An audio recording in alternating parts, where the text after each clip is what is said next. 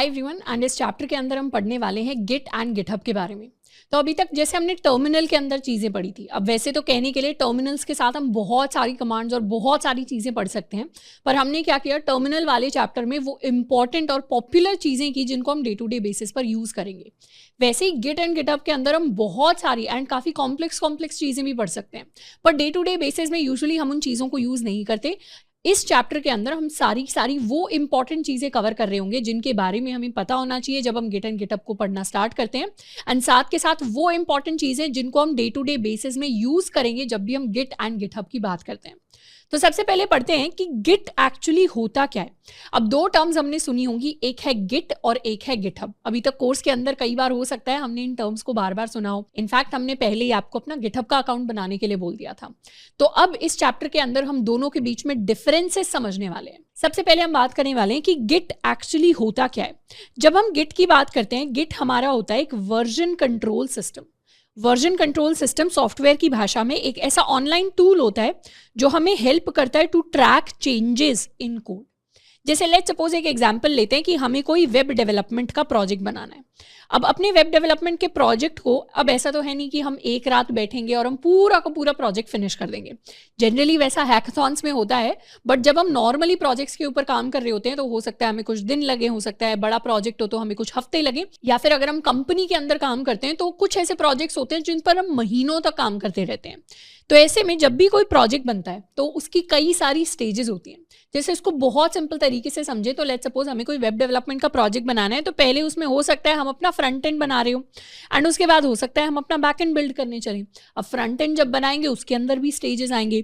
हो सकता है पहले हम अपना सारा का सारा HTML कोड लिखना पसंद करें, उसके बाद हम अपना सारा का सारा CSS कोड लिखना पसंद करेंगे, एंड उसके बाद हम अपना सारा का सारा जावास्क्रिप्ट का कोड लिखना पसंद करें।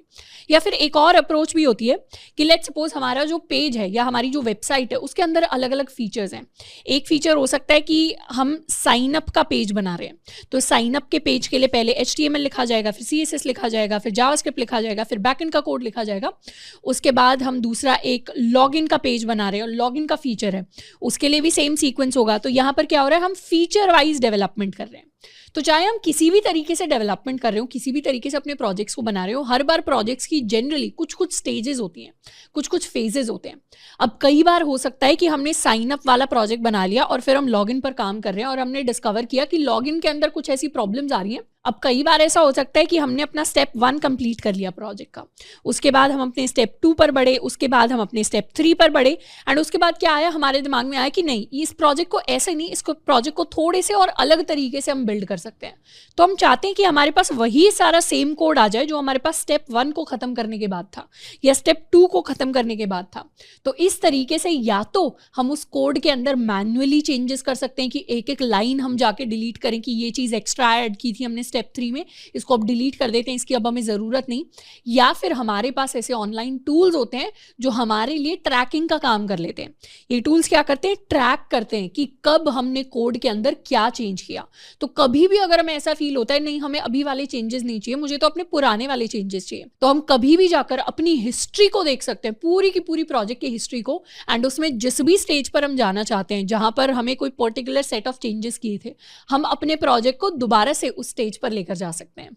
तो इस तरीके से वर्जन कंट्रोल सिस्टम हमें हेल्प करते हैं to track changes in code. इसके अलावा इनका एक और काफी अच्छा यूज है कि जब भी हम ग्रुप के अंदर काम कर रहे होते हैं, अब अभी तो हो सकता है हम सोलो प्रोजेक्ट्स बना रहे हो, पर एक पॉइंट के बाद हम पेयर में प्रोजेक्ट्स बनाएंगे, हम अपने किसी दोस्त के साथ प्रोजेक्ट्स बनाएंगे, या क्लास के अंदर हम ग्रुप में प्रोजेक्ट्स बनाएंगे। इनफैक्ट कंपनीज के अंदर भी जब डेवलपमेंट होती है तो ऐसा नहीं है एक व्यक्ति ही बैठकर सब कुछ कर लेता है। कंपनीज के अंदर जनरली काफ़ी सारे लोग होते हैं और बहुत सारे लोग एक ही प्रोजेक्ट पर काम कर रहे होते हैं। तो उस तरीके से जब स्टेज आती है तो लेट्स सपोज ये हमारा एक प्रोजेक्ट है। अब इस प्रोजेक्ट के ऊपर हो सकता है कि हमारा कोई भी डेवलपर 1 काम कर रहा हो, प्रोजेक्ट के ऊपर डेवलपर 2 काम कर रहा हो, प्रोजेक्ट के ऊपर डेवलपर 3 काम कर रहा हो, प्रोजेक्ट के ऊपर डेवलपर 4 काम कर रहा हो। अब वो किस तरीके से अपने कोड को शेयर करें। अब जब भी इस तरीके से शेयर होता है तो उसमें हमारे वर्जन कंट्रोल सिस्टम्स काम आते हैं, और वर्जन कंट्रोल सिस्टम ये भी ट्रैक करते हैं कि अगर डेवलपर 1 है तो उसने कितना कोड लिखा, डेवलपर 2 है तो उसने कितनी लाइनें ऐड की, क्या दोनों ने सेम फाइल के अंदर सेम जगह तो नहीं चेंज कर दिया, और अगर दोनों ने सेम फाइल के अंदर कभी चेंज कर दिया है तो उनमें से दोनों में से किसका कोड रखा जाएगा। तो इस तरीके की काफ़ी सारी प्रॉब्लम्स हैं जिन्हें वर्जन कंट्रोल सिस्टम सॉल्व करते हैं। तो मेजरली जिन प्रॉब्लम्स को सॉल्व करते हैं उसमें से सबसे पहला तो आ जाता है कि वर्जन कंट्रोल सिस्टम्स ऐसे टूल्स होते हैं, ऐसे सॉफ्टवेयर्स होते हैं जो हमारी हिस्ट्री को ट्रैक करते हैं। एंड दूसरा, ये हमें हेल्प करते हैं टू कोलैबोरेट यानी दूसरों के साथ एक ग्रुप सिस्टम के अंदर काम करने में हेल्प करते हैं। उस सिस्टम के अंदर जो इश्यूज आते हैं उनको सॉल्व करने में हेल्प करते हैं। तो ये तो हो गए हमारे वर्जन कंट्रोल सिस्टम्स। अब गिट क्या है? एक तरीके का वर्जन कंट्रोल सिस्टम है। अब ऐसा नहीं है कि गिट अकेला वर्जन कंट्रोल सिस्टम है हमारे मार्केट के अंदर, और भी काफ़ी सारे वर्जन कंट्रोल सिस्टम्स होते हैं, लेकिन गिट हमारे पास फ्री है, यानी कोई भी इसे यूज़ कर सकता है, हमें इसके कोई पैसे नहीं देने पड़ते। ओपन सोर्स है, ये सबके लिए एक्सेसिबल है, चाहे किसी इंडिविजुअल को यूज़ करना हो, चाहे किसी कंपनी को यूज़ करना हो, कुछ इस तरीके की चीज़ें नहीं है। हम चाहें तो खुद जाकर गिट कैसे काम करता है उसको समझ सकते हैं। उसकी रेपोजिटरीज यानी ऑनलाइन फोल्डर्स हमारे पास कोड अवेलेबल होता है, हम उसे जाकर देख सकते हैं, हम उसमें हेल्प कर सकते हैं, कॉन्ट्रीब्यूट कर सकते हैं। साथ के साथ गिट सबसे पॉपुलर है, चाहे इंडिविजुअल यूजेज की बात हो गई या फिर चाहे हम कंपनी के अंदर जाके किस तरीके से डेवलपमेंट करते हैं, मैक्सिमम जगह आपको गिट वर्जन कंट्रोल सिस्टम ही देखने को मिलेगा। इसके साथ साथ गिट काफी फास्ट है और काफी स्केलेबल है, जो हमें बड़ी प्रॉब्लम्स के साथ काम करने में भी हेल्प कर देता है। तो इसीलिए इस चैप्टर के अंदर हम गिट को एंड गिटहब को डिटेल में कवर करने वाले हैं। अब इसके साथ साथ एक और स्पेशल चीज, अब यहाँ पर जब हम गिट की बात करते हैं तो हमें ये सोचना चाहिए कि हाँ, गिट हमारा एक टूल है जिसे हम यूज करते हैं, पर एक्चुअली अगर हम गिटहब को अच्छे से जानते हैं तो उसे हम एज अ स्किल भी अपने रेज्यूमे के अंदर मेंशन कर सकते हैं। और अगर हमें स्किल की तरह भी नहीं करना, तो एक बार हमने गिट एंड गिटहब को चलाना सीख लिया तो उसके बाद रेज्यूमे में जाकर जहाँ हम अपनी टूल्स एंड टेक्नोलॉजीज लिखते हैं वहां पर हम स्पेशली मेंशन कर सकते हैं कि हमें गिट एंड गिटहब के साथ भी काम करना आता है। तो ये तो हो गई हमारे गिट की बात। नेक्स्ट हम बात करेंगे कि गिटहब क्या है। गिट तो हमारे पास एक ऑनलाइन टूल है जो वर्जन कंट्रोल सिस्टम है, जो चीज़ें ट्रैक करता है, कोलैबोरेट करने में हेल्प करता है, कई सारी उसके अंदर फंक्शनैलिटीज़ हैं। पर गिटहब एक ऐसी वेबसाइट है जिसके ऊपर हम अपनी रेपोजिटरीज ऑनलाइन होस्ट करते हैं। तो GitHub is based on Git, यानी जो काम गिट एक टूल, एक सॉफ्टवेयर करता था, वही सेम काम गिटहब एक वेबसाइट कर देती है। तो गिटहब हमारी एक वेबसाइट है जिसको हम समझ सकते हैं कि ये टेक्निकल टर्म्स वाला फेसबुक है या इंस्टाग्राम है। जैसे इंस्टाग्राम के ऊपर हम अपना अकाउंट बनाते हैं, उसके बाद हम अपनी सारी फोटोज लिख सकते हैं। अब कोई अगर एक्टर होगा या कोई मॉडलिंग एजेंसी में होगा तो वो डायरेक्टली क्या करेगा, या तो कंपनी को अपना पोर्टफोलियो भेजेगा, या फिर वो हो सकते हैं साथ के साथ अपनी इंस्टाग्राम प्रोफाइल भेज दें कि हमारे इस तरीके के शूट्स हुए हैं या इस तरीके का कॉन्टेंट हम डालते हैं। तो वैसे ही एज अ डेवलपर अगर हमें किसी कंपनी के अंदर जॉब के लिए अप्लाई करना होता है तो हम अपना रेज्यूमे तो भेजते ही हैं, साथ के साथ अपनी गिटहब प्रोफाइल भी भेजते हैं। तो गिटहब ऐसी वेबसाइट है जिसके ऊपर जाकर हम अपना अकाउंट बनाते हैं और उसके ऊपर जाकर हम अपने प्रोजेक्ट्स को जनरली अपलोड करते हैं। तो हमारे जितने भी प्रोजेक्ट्स होते हैं उनका जितना भी कोड होता है, कोई भी अगर हायरिंग मैनेजर है या HR है वो जाकर हमारी गिटहब प्रोफाइल पर जा सकते हैं एंड गिटहब प्रोफाइल के अंदर हमारे जितने भी प्रोजेक्ट्स होंगे वो जाकर चेकआउट कर सकते हैं हमने किन टेक्नोलॉजीज के प्रोजेक्ट्स बनाए थे या कब उन प्रोजेक्ट्स पर काम किया था, कौन कौन सी लाइन ऑफ कोड है जो हमने लिख रखी है उन प्रोजेक्ट्स के अंदर। तो इस तरीके से थोड़ी ऑथेंटिसिटी बढ़ जाती है कि हाँ, इस व्यक्ति को गिटहब चलाना तो आता ही है, साथ के साथ इन्होंने अपने प्रोजेक्ट्स वहां पर डाल भी रखे हैं। तो गिटहब क्या है? गिटहब हमारी वेबसाइट है जिसके ऊपर जनरली हम अपनी प्रोजेक्ट्स, या इनको हम रेपोजिटरीज भी कहते हैं। रेपोजिटरीज यानी हमारे फोल्डर्स, तो जो हमारे फोल्डर्स होते हैं जिनको हम ऑनलाइन होस्ट करते हैं उसको रेपोजिटरी या शॉर्ट में हम उन्हें रेपो भी कह सकते हैं। तो इसके ऊपर हम अपनी रेपोज को होस्ट करते हैं। अब ऑलरेडी आई होप कि हम सभी ने गिटहब का अकाउंट बना लिया होगा। अगर नहीं भी बनाया है तो हमें क्या करना होता है, हमारे पास कोई भी ईमेल आईडी है, जैसे यहाँ पर मैंने एक सैम्पल ईमेल आईडी बनाई है डेल्टा स्टूडेंट के नाम से, तो इस तरीके से हो सकता है हमारे पास कोई भी ईमेल आईडी हो, चाहे वो जीमेल आईडी है, चाहे वो किसी कंपनी की आईडी है या हमारे कॉलेज की आईडी है। पर जनरली प्रेफर करिए कि गिटहब के लिए हम अपनी कोई पर्सनल ईमेल आईडी या जीमेल आईडी यूज़ करें, क्योंकि कॉलेज की आईडी हो सकता है एक पॉइंट के बाद काम ना करे, पर हम तो अपनी गिटहब की आईडी एक ही बनाते हैं। जैसे इंस्टाग्राम अकाउंट जनरली एक ही होता है, फेसबुक अकाउंट, लिंक्डइन अकाउंट एक ही होते हैं, वैसे गिटहब अकाउंट भी एक ही होता है जिसके ऊपर हम अपने सारे कोड्स अपलोड करेंगे थ्रू आउट आवर लाइफ। तो इसीलिए अपनी पर्सनल ईमेल आईडी के साथ काम करना है। हम क्या कर सकते हैं, सीधा गिटहब पर जाकर हम साइन अप कर सकते हैं। साइन अप करके सबसे पहले तो हमसे हमारी आईडी मांगी जाएगी, तो we can write deltastudent@apnacollege.in, continue. तो अब अपने लिए हम कोई पासवर्ड क्रिएट कर सकते हैं सिक्योर सा, इसे कर लेते हैं कंटिन्यू, और हम अपने लिए कोई भी यूज़र नेम सेलेक्ट कर सकते हैं।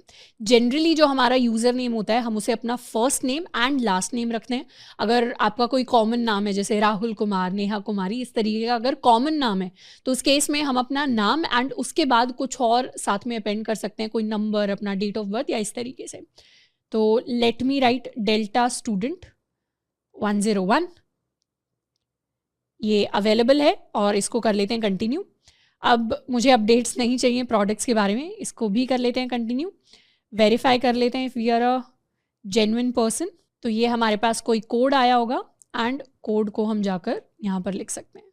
हम चूज़ कर सकते हैं कि हम टीम में काम करने वाले हैं नहीं। अभी के लिए आई एम अ स्टूडेंट, तो मैं बस अकेले काम करूँगी। टीचर है या स्टूडेंट है, मैं स्टूडेंट हूँ, मैंने कर दिया कंटिन्यू। एंड इसके बाद हम चाहें तो चूज़ कर सकते हैं कौन कौन से स्पेसिफिक फीचर्स हमें चाहिए। हम कोलैबोरेटिव कोडिंग करने वाले हैं अभी के लिए। ऑटोमेशन CI/CD थोड़ी सी आगे की चीज़ें, उनको अभी के लिए हम नहीं करेंगे। हम कम्युनिटी देखने वाले हैं, इसको कर लेते हैं कंटिन्यू। एंड इस तरीके से हमारे पास ऑप्शन आ सकता है पेमेंट का, पर हम फ्री अकाउंट ही यूज़ करने वाले हैं। तो अगर आप एक स्टूडेंट हैं और इनफैक्ट अगर आप अपनी स्कूल की ईमेल आईडी या कॉलेज की ईमेल आईडी के साथ लॉगिन करते हैं तो गिटहब आपको काफ़ी सारे फीचर्स दे देता है। तो एक और पैरेलल तरीका ये हो सकता है कि अपनी पर्सनल ईमेल आईडी के साथ तो आप गिटहब का अकाउंट बना ही लें, साथ के साथ कॉलेज ईमेल आईडी के साथ एक पैरेलल अकाउंट बना लें, जिससे आप गिटहब के कुछ कुछ फीचर्स या एक्स्ट्रा क्रेडिट्स वहाँ पर मिलते हैं जब तक आप अपने कॉलेज से ग्रेजुएट नहीं हो जाते। तो इस तरीके का पेज, डैशबोर्ड पेज हमारे पास आएगा। तो ये हमारा गिटहब का डैशबोर्ड है। पर जनरली हम इस पेज के साथ नहीं, हम क्या करते हैं, राइट में हमारा प्रोफाइल का ऑप्शन आएगा और इसमें हम चाहें तो हम अपनी रेपोजिटरीज देख सकते हैं, यानी वो प्रोजेक्ट्स जो हमने अपलोड कर रखे हैं यहाँ पर, या फिर हम अपनी प्रोफाइल देख सकते हैं। तो अपनी प्रोफाइल पर जाते हैं और ये हमारा प्रोफाइल का पेज है। अब गिटहब के ऊपर काफ़ी सारी चीज़ें हमें मिलेंगी। ये हमारे यहाँ पर कॉन्ट्रीब्यूशंस दिखते हैं कि हमने कब कब कोड जो है या हमने कब कब गिटहब को यूज़ किया है कुछ भी काम करने के लिए। यहाँ हम अपनी प्रोफाइल को चाहें तो एडिट कर सकते हैं। यहाँ हमें अपनी सारी रेपोजिटरीज दिखने वाली हैं, यहाँ सारे प्रोजेक्ट्स दिखने वाले हैं एंड इस तरीके से काफ़ी सारी चीज़ें हम हैं जो यहाँ पर कर सकते हैं। अब ऑलरेडी एग्जिस्टिंग मैं आपको एक गिटहब का अकाउंट दिखाऊं तो ये अपना कॉलेज का हमने गिटहब का अकाउंट बनाया है। तो यहाँ पर अपना कॉलेज की हम प्रोफाइल पर आ जाते हैं। तो ये हमारी प्रोफाइल है। इस प्रोफाइल के ऊपर रेपोजिटरीज़ में जाएं तो कई सारी रेपोजिटरीज़ हमें दिखेंगी। हम डेल्टा वाली रेपो में जाएं तो ये वही रेपो है जिसके ऊपर आपको कुछ कुछ कोड्स या कुछ कुछ असाइनमेंट्स प्रोवाइडेड थे।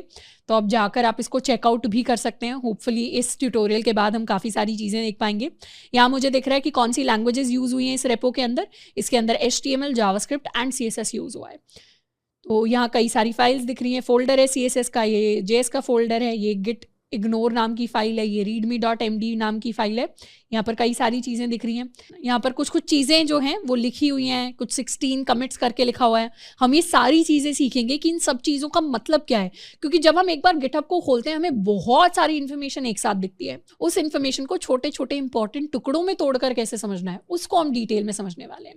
तो ये तो हो गया एक एग्जिस्टिंग पेज हमारा। अगर नया अकाउंट बनाए तो वो कुछ इस तरीके का हमें दिखाई देगा। और अब गिटहब पर हम कुछ कुछ चीज़ें करके देखते हैं एंड उसके बाद हम अपने गिट को एक्सप्लोर करेंगे।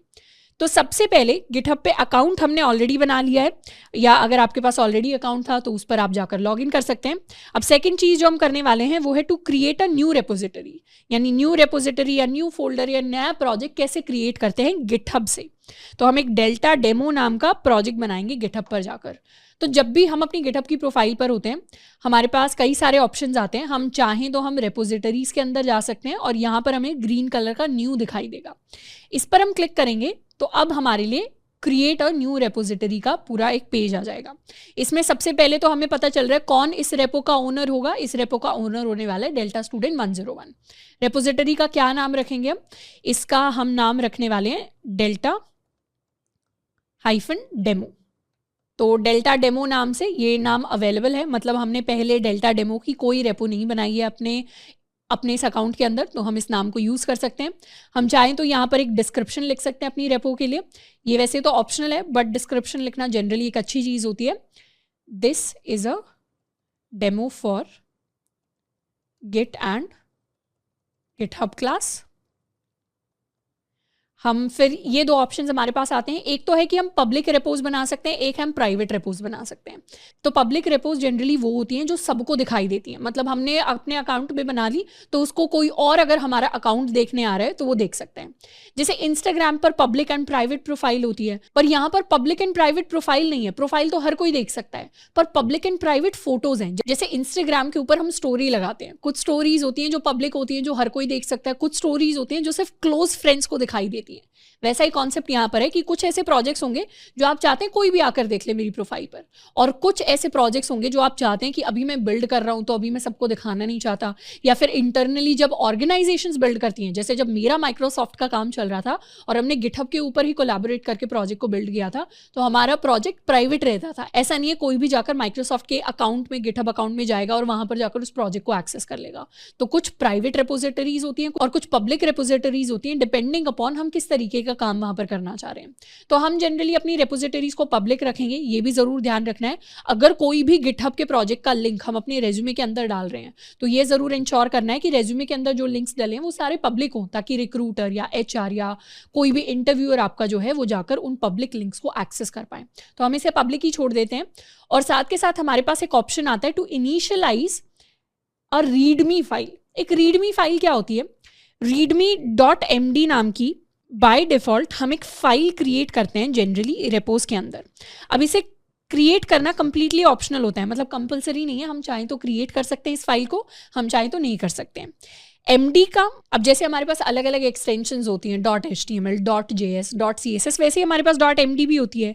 MD की फुल फॉर्म होती है मार्कडाउन, यानी ये हमारी ऐसी फाइल है, जैसे हमने मार्कअप सुना होगा जब हमने HTML की बात की थी, हाइपरटेक्स्ट मार्कअप लैंग्वेज, तो वो क्या करता है, हमें मार्कअप बताता है। तो वैसा सा ही सिमिलर सा हम मार्कडाउन को समझ सकते हैं कि जो readme.md नाम की फाइल है ये हमें बताती है कि हमारा प्रोजेक्ट क्यों बना है, मतलब प्रोजेक्ट क्या है, प्रोजेक्ट का नाम क्या है, प्रोजेक्ट को हमने क्यों बनाया, प्रोजेक्ट के अंदर क्या क्या फीचर्स हैं, क्या क्या चीज़ें हैं, इस प्रोजेक्ट को हम यूज़ कैसे कर सकते हैं। तो बेसिकली जो भी प्रोजेक्ट या जो भी रेपो हम बना रहे हैं उसके बारे में जो हमें डिटेल्स देनी है किसी भी पढ़ने वाले को, उन सारी डिटेल्स को हम अपनी रीडमी नाम की फाइल के अंदर डालते हैं। जनरली ऐसा ही होता है। तो हम चाहें तो इस रीडमी को इनिशियलाइज कर सकते हैं, चाहे तो नहीं करें। तो एक गुड प्रैक्टिस हमेशा होती है कि हम एक रीडमी फाइल को इनिशियलाइज करें, उसको रखें। तो एक रीडमी फाइल के साथ हम अपनी एक रेपो को क्रिएट कर देंगे। तो ये हमारा नया अकाउंट है जिसके अंदर एक नई रेपो क्रिएट हो गई। तो यहाँ ऊपर दिख रहा है कि डेल्टा स्टूडेंट 101 के अंदर डेल्टा डेमो नाम की एक रेपो क्रिएट हो गई। तो अभी हम उस रेपोजिटरी के अंदर हैं। कभी भी चाहें तो हम अपनी प्रोफाइल पे जा सकते हैं, नहीं तो हम अपनी रेपोजिटरीज में जा सकते हैं। और यहाँ मुझे दिखाई दे रहा है मेरे पास कितनी रेपो हैं, रेपो काउंट दिख रहा है =1। तो हम इस पर क्लिक करेंगे तो हम यहाँ पर चले जाएंगे और जब भी हम किसी भी रेपो के अंदर होते हैं ये पेज हमें दिखाई देता है। अब इस पेज को समझने के लिए सबसे पहले तो ये हमारा कोड वाला सेक्शन है, तो कोड टैब के अंदर है। मैं यहाँ पे ये मेन जैसी चीज़ कोई दिखाई दे रही है, डिफ़ॉल्ट ब्रांचेस हम पढ़ेंगे क्या होते हैं, पर ब्रांचेस जैसी चीज़ें लिखी हुई हैं। यहाँ पर ये readme.md नाम की फाइल मुझे दिखाई दे रही है जिसके आगे इनिशियल कमिट लिखा हुआ आ रहा है, और ये मेरी readme.md है। तो readme.md फाइल तो है ही, प्लस उस फाइल का डेटा भी हमारे कोड वाले पेज पर हमें दिखाई देता है कि इस readme के अंदर क्या लिखा हुआ है। उस readme के अंदर एक तो टाइटल लिखा हुआ है डेल्टा डेमो, और उसके नीचे डिस्क्रिप्शन लिखा हुआ है this is demo for Git and GitHub class. तो ये readme के अंदर ऑलरेडी लिखा हुआ है। तो अगर कल को जाकर आप डेल्टा स्टूडेंट 101 की प्रोफाइल पर जाते हैं तो आपको भी सेम चीज़ें दिखाई देंगी। अब ये कमिट क्या होता है, या यहाँ पर ये जो 1 कमिट जैसी चीज़ लिखी हुई है इसका क्या मतलब है? कमिट्स को वैसे तो बाद में जाकर हम डिटेल में समझेंगे। तो कमिट का जनरल मतलब होता है कि हमने कोई चेंज किया है। तो कमिट्स हमारे सारे के सारे चेंजेस को बताते हैं। और जब भी गिट के अंदर चेंजेस होते हैं तो जनरली इंटरनली चेंजेस 2 स्टेप्स के अंदर होते हैं। 2 स्टेप्स के अंदर ऐसे होते हैं कि सबसे पहले तो हम अपने चेंज को ऐड करते हैं। लेट्स सपोज चेंज क्या हो सकता है कि हमने फाइल के अंदर कुछ चेंज किया है, हमने किसी कोड को चेंज किया है, हमने किसी फाइल को डिलीट कर दिया है, हमने कोई नई फाइल क्रिएट कर दी है। तो पूरे प्रोजेक्ट के अंदर अगर हम एक सिंगल डॉट भी चेंज करते हैं तो वो भी एक वैलिड चेंज होता है। तो पहले तो चेंजेस को ऐड किया जाता है, फिर उन चेंजेस को हम कमिट करते हैं। कमिट करने का होता है उसको मेमोरी के अंदर छाप देते हैं। इसको हम ऐसे समझ सकते हैं कि हमने किसी को लेटर लिखा, तो पहले तो है कि हमने सिर्फ किसी को एक ब्लैंक लेटर लिया और उसके अंदर अपना पूरा का पूरा मैसेज लिख दिया। मैसेज लिखने का मतलब है कि हमने चेंज को ऐड कर दिया, कि हमने कोई चेंज किया है, सच्ची बात है, और वो चेंज हमें दिखाई भी दे रहा है, पर अभी वो चेंज फाइनल नहीं है। उस लेटर के ऊपर हमें क्या लगाना पड़ेगा, एक स्टैंप लगाना पड़ेगा, ताकि वो लेटर फाइनली हम जाकर पोस्ट कर पाए। तो स्टैंप लगाने का मतलब कमिट करना होता है। तो कुछ एक्चुअल जब हम चेंज कर देते हैं वो तो हमारा होता है कि हमने कुछ ऐड कर दिया, और जब फाइनल स्टैंप, फाइनल ठप्पा लग जाता है उसको हम कहते हैं कि हमने कुछ कमिट कर दिया। तो जो जो भी चेंज होते हैं रेपोजिटरीज के अंदर 2 स्टेप्स में होते हैं। कई डेवलपर्स कहते हैं कि जो ऐड वाला स्टेप होता है ये थोड़ा सा एक्स्ट्रा स्टेप है, इसका डेवलपमेंट में इतना ज़्यादा कोई फ़ायदा होता नहीं है, तो गिटहब को चेंज करके डायरेक्टली कमिट करना अलाउ करना चाहिए। बट ऐसा नहीं है, ऐड वाले स्टेप के भी काफ़ी सारे यूजेस होते हैं, काफ़ी सारे इंटरनल यूजेस होते हैं। पर हमारे लिए समझने वाली चीज़ ये है कि जब भी कोई चेंज होता है वो 2 स्टेप्स में होता है गिट के अंदर, ऐड और कमिट की फॉर्म में। लेकिन गिटहब उस चीज़ को थोड़ा सा आसान कर देता है। गिटहब क्या करता है, हमें सीधा कमिट्स दिखाता है। कमिट्स यानी कि आपने लास्ट टाइम क्या चेंज किया था और उस पर स्टैम्प भी लग चुका है, यानी कमिट पूरा, चेंज पूरा हो चुका है। अब कमिट को, ये हमारा इनिशियल कमिट था, इस पर क्लिक करें अगर हम, तो हमें ये चीज़ दिखाई देगी, इस तरीके का पेज दिखाई देगा। यहाँ हम देख भी सकते हैं कि readme.md में जाकर आपने क्या किया, आपने ये ग्रीन में जो एरिया दिखाई दे रहा है ये हमारे नए चेंजेस हैं कि आपने पहले तो ये चीज़ ऐड करी, फिर आपने ये चीज़ ऐड करी। तो ग्रीन और रेड में यूजुअली 2 तरीके के चेंजेस हमें दिखाई देते हैं। एक होंगे ग्रीन के अंदर चेंजेस, जो चीज़ें हमने पॉजिटिव ऐड की, और एक होंगे रेड कलर के चेंजेस जिसमें वो चीज़ें जो हमने डिलीट की या वो चीज़ें जिनको हमने मॉडिफाई किया वो चीज़ें हमें दिखाई देती हैं। अब क्योंकि हमने रीडमी फाइल नई बनाई है तो उसके अंदर सारे के सारे चेंजेस अभी हमारे पॉजिटिव ही हैं, तो ये हमारी चेंजेस हैं। अब हम चाहें तो अपनी रीडमी के अंदर भी चेंजेस कर सकते हैं। कोड के अंदर जाएंगे और रीडमी के सामने जो पेंसिल वाला ऑप्शन है, this is my edit option, edit option के ऊपर क्लिक करेंगे तो हमारे लिए इस तरीके का पेज खुलेगा। तो ये गिटहब के ऊपर ही मेरी रीडमी फाइल खुल गई। तो यहाँ हम गिटहब पर जाकर ही अपनी रीडमी के अंदर चेंजेस कर सकते हैं। हमें अलग से गिटहब से कोड अपने लैपटॉप के अंदर सेव करके फिर ज़रूरी नहीं है चेंजेस करना, वो भी तरीका है, पर हम चाहें तो डायरेक्टली रीडमी पर चेंजेस अपने गिटहब से भी कर सकते हैं। तो यहाँ पर this is a demo for Git and GitHub class. अब लेट्स सपोज हम यहाँ पर बहुत छोटा सा चेंज करते हैं, हम सिर्फ एक डॉट लगाते हैं। लास्ट में क्या किया, सिर्फ एक डॉट लगाया हमने, और इस भी चेंज को हमें कमिट करना पड़ेगा। तो हर छोटा जो चेंज होता है वो काउंट होता है प्रोजेक्ट के अंदर। ये हमने चेंज कर दिया, अब करेंगे कमिट चेंजेस पर क्लिक। तो यहाँ कमिट जब भी करते हैं, मतलब स्टैम्प जब भी लगता है हमारे पेपर के ऊपर चेंज के साथ, तो उसके साथ हमें कोई मैसेज लिखना पड़ता है, और ये मैसेज मीनिंगफुल होते हैं। इनको बताना पड़ता है कि अब क्या कमिट करने की कोशिश कर रहे हैं, ताकि कल को जाकर आप बात करें कि पुराने हमने क्या क्या चेंजेस किए थे तो हमें समझ में आए। तो यहाँ पर हम क्या कर रहे हैं, अपडेट कर रहे हैं अपनी रीडमी एमडी को। सिर्फ इतना लिखेंगे, ये अभी क्या ऑप्शंस है इनको छोड़ देंगे। Basically first option main branch वाला सिलेक्ट करना है और कमिट चेंजेस पर हम क्लिक कर देंगे।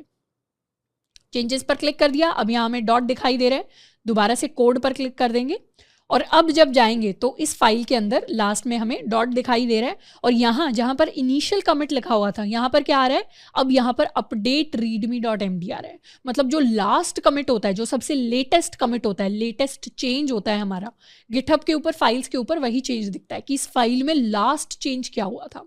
हम चाहें तो इस चेंज के बारे में और डिटेल्स चाहिए तो हम इस पर क्लिक कर सकते हैं। क्लिक किया तो ये पेज खुल गया। अब यहाँ पर क्या दिखा रहा है, ये डेल्टा डेमो तो सेम ही दिखा रहा है क्योंकि उसके अंदर हमने चेंज नहीं किया। ये जो एक लाइन रेड में दिखा रहा है, एक लाइन ग्रीन में दिखा रहा है। रेड वाली लाइन में क्या है, सेम चीज़ लिखी हुई है, बस लास्ट में डॉट नहीं है, और ग्रीन वाली लाइन में हमने डॉट दिखा दिया। इसको कहने का बेसिक मतलब ये है कि पहले फाइल ऐसी दिखती थी, अब फाइल के अंदर इस लाइन के अंदर ये चेंज हो गया, तो नई वाली जो लाइन है वो ऐसी दिखती है। यहाँ पर दिख भी रहा है शोइंग 1 चेंज्ड फाइल, यानी एक फाइल चेंज हुई है विद 1 एडिशन एंड 1 डिलीशन, यानी एक एडिशन हुआ है इस सेकंड वाली लाइन का और एक डिलीशन हुआ है इस फर्स्ट वाली लाइन का। तो बेसिकली सेम लाइन के अंदर भी चेंज किया है तो उसको भी एडिशन डिलीशन की तरह काउंट किया जा रहा है। तो इस तरीके से हम किसी भी कमिट को जा सकते हैं, उसकी डिटेल देख सकते हैं कि इस फाइल के अंदर उस कमिट ने, उस जब हमने स्टैम्प लगाया था तो लेटर के अंदर क्या क्या चेंजेस किए थे हमने। तो वही सेम चीज़ है कि जब हमने कमिट किया तो अपनी फाइल के अंदर क्या क्या चेंजेस किए थे हमने। अब हम चाहें तो अपनी फाइल्स को हम डायरेक्टली गिटहब से ही डिलीट कर सकते हैं, यानी readme.md पर क्लिक करेंगे और यहाँ हमारे पास कई सारे ऑप्शंस आएंगे। हम चाहें तो कई बार फाइल्स को डाउनलोड भी कर सकते हैं, तो उनकी रॉ फाइल्स हमारे पास डाउनलोड हो जाएंगी। बाकी यहाँ पर ये 3 डॉट्स पर जाकर क्लिक करेंगे तो कई सारे हमारे पास ऑप्शन आते हैं। डाउनलोड का शॉर्टकट हमारे पास आ जाएगा, ऑप्शंस आएंगे। एक हमारे पास ऑप्शन आता है डिलीट फाइल का, तो हम चाहें तो अपनी readme.md को डिलीट भी कर सकते हैं। पर डिलीट करने से पहले, क्योंकि डिलीट करना फाइल को भी एक खुद में चेंज है, फाइल्स को ऐड करना, उनके अंदर कोड को चेंज करना, या उनके अंदर या फाइल को ही कंप्लीटली डिलीट कर देना, ये सारे के सारे चेंजेस हैं। और जब भी कोई चेंज आता है हमें उस चेंज को फाइनल करने के लिए कमिट करना पड़ता है। तो यहाँ कमिट करने के लिए ऑलरेडी सजेस्ट किया हुआ है कि आप डिलीट readme.md लिख सकते हो अपने कमिट के अंदर मैसेज, एंड यहाँ पर क्लिक करके हम अपनी रीडमी को डिलीट भी कर सकते हैं। तो अभी के लिए हम इसे डिलीट नहीं करेंगे, अभी के लिए हम अपनी readme.md को इतना ही रखेंगे, एंड क्योंकि हम इसके साथ थोड़ा काम करने वाले हैं। अब यहाँ तक तो हमने सीखा कि हम गिटहब के ऊपर कैसे काम करते हैं। अब गिटहब जनरली क्योंकि ऐसा इंटरफेस है, एक वेबसाइट ही है जिसको यूज़ करना काफ़ी आसान है किसी भी डेवलपर के लिए या किसी भी नॉर्मल यूज़र के लिए। तो गिटहब को देखकर कई सारी चीज़ें हमें ऑटोमेटिकली थोड़ी बहुत समझ में आती हैं। पर जनरली जब हम अच्छे खासे लेवल का डेवलपमेंट कर लेते हैं तो उसके बाद हम गिटहब को तो यूज़ करते ही हैं, पर उसको थोड़ा कम यूज़ करते हैं। हम डायरेक्टली गिट को यूज़ करते हैं। और गिट को कैसे यूज़ करते हैं? गिट को हम यूज़ करते हैं with the help of our terminal. अब जैसे अपने कंप्यूटर के अंदर हम चाहें तो फोल्डर को राइट क्लिक करके भी बना सकते हैं, हम चाहें तो नई फाइल्स को भी खुद से बना सकते हैं, VS कोड के अंदर नई फाइल्स बना सकते हैं, पर वही सारे काम हम टर्मिनल से भी कर सकते हैं। तो वही कॉन्सेप्ट है गिटहब एंड गिट का। हम चाहें तो गिटहब के ऊपर ही मोस्टली चीज़ें कर सकते हैं, हम चाहे तो कमिट कर सकते हैं, हम चाहे तो फाइल्स डिलीट कर सकते हैं, but generally good developer practice होती है कि गिटहब हमें चलाना आना चाहिए, लेकिन जो हमारे प्राइमरी चेंजेस हम डे टू डे बेसिस पर करेंगे वो गिट को यूज़ करके करेंगे। तो बात करते हैं कि गिट को हम कैसे यूज़ कर सकते हैं। अब गिट को यूज़ करने के मल्टीपल तरीके हैं। सबसे पॉपुलर तरीका और जिसको हम भी यूज़ करेंगे वो है यूजिंग कमांड लाइन। कि हम क्या करेंगे, जैसे हम टर्मिनल को यूज़ करते थे, हम टर्मिनल के थ्रू ही अपने गिट को यूज़ करेंगे। अब मैक ओएस के अंदर जनरली हमारा जो गिट होता है ऑलरेडी इंस्टॉल्ड होता है। तो आप मैक या लिनक्स की बात करेंगे तो वहाँ पर आप टर्मिनल खोलेंगे और हम टेस्ट कर सकते हैं गिट -- वर्जन लिख के कि हमारा गिट वहाँ पर ऑलरेडी इंस्टॉल्ड है या नहीं है। और जो भी स्टूडेंट विंडोज़ वाले हैं उनके लिए तो ऑलरेडी हमने गिट को इंस्टॉल करा दिया था। तो जो हमने टर्मिनल वाली क्लास में गिट बैश को इंस्टॉल किया था उसके अंदर गिट आपको ऑलरेडी दिखेगा। तो आप भी गिट -- वर्जन टाइप करके चेक कर सकते हैं। अगर कुछ वर्जन प्रिंट होगा तो मतलब गिट को हमने ऑलरेडी इंस्टॉल कर लिया है। तो एक बार अपने सिस्टम पर भी मैं कर लेती हूँ।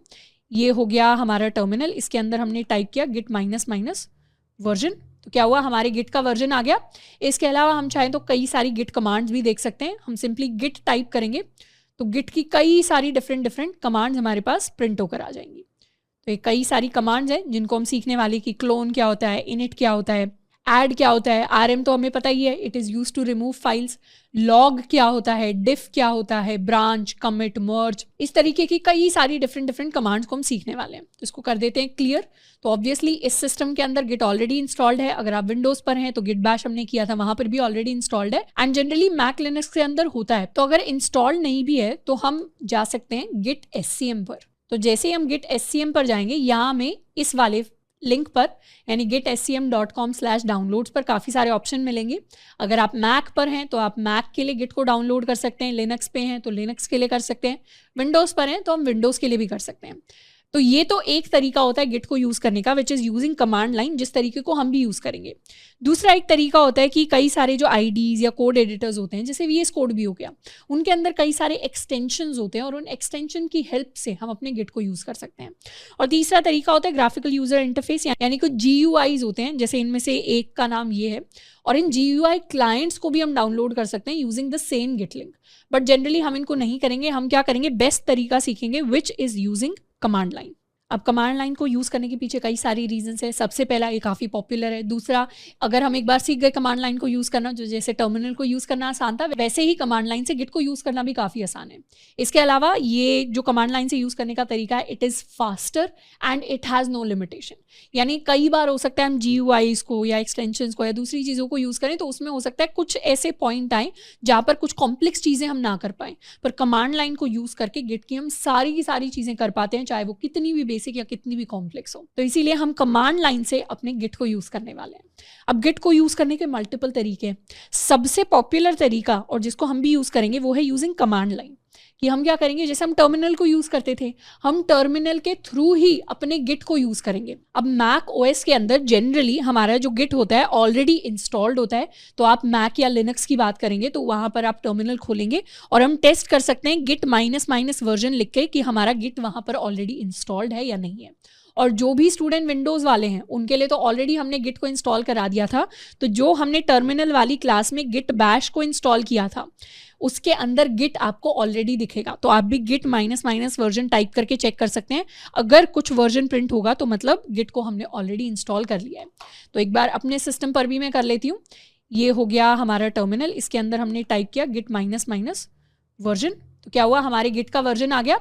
इसके अलावा हम चाहें तो कई सारी गिट कमांड्स भी देख सकते हैं। हम सिंपली गिट टाइप करेंगे तो गिट की कई सारी डिफरेंट कमांड्स हमारे पास प्रिंट होकर आ जाएंगी।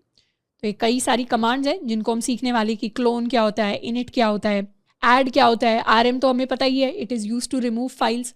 लॉग क्या होता है, डिफ क्या होता है, ब्रांच, कमिट, मर्ज, इस तरीके की कई सारी डिफरेंट कमांड्स को हम सीखने वाले हैं। तो इसको कर देते हैं क्लियर। तो ऑब्वियसली इस सिस्टम के अंदर गिट ऑलरेडी इंस्टॉल्ड है। अगर आप विंडोज पर हैं तो गिट बैश हमने किया था, वहां पर भी ऑलरेडी इंस्टॉल्ड है, एंड जनरली मैक लिनक्स के अंदर होता है। तो अगर इंस्टॉल्ड नहीं भी है तो हम जा सकते हैं गिट SCM पर। तो जैसे ही हम गिट SCM पर जाएंगे, यहाँ हमें इस वाले लिंक पर यानी gitscm.com/downloads पर काफ़ी सारे ऑप्शन मिलेंगे। अगर आप मैक पर हैं तो आप मैक के लिए गिट को डाउनलोड कर सकते हैं, लिनक्स पे हैं तो लिनक्स के लिए कर सकते हैं, विंडोज़ पर हैं तो हम विंडोज़ के लिए भी कर सकते हैं। तो ये तो एक तरीका होता है गिट को यूज़ करने का, which is using command line, जिस तरीके को हम भी यूज़ करेंगे। दूसरा एक तरीका होता है कि कई सारे जो IDs या कोड एडिटर्स होते हैं, जैसे VS कोड भी हो गया, उनके अंदर कई सारे एक्सटेंशंस होते हैं और उन एक्सटेंशन की हेल्प से हम अपने गिट को यूज़ कर सकते हैं।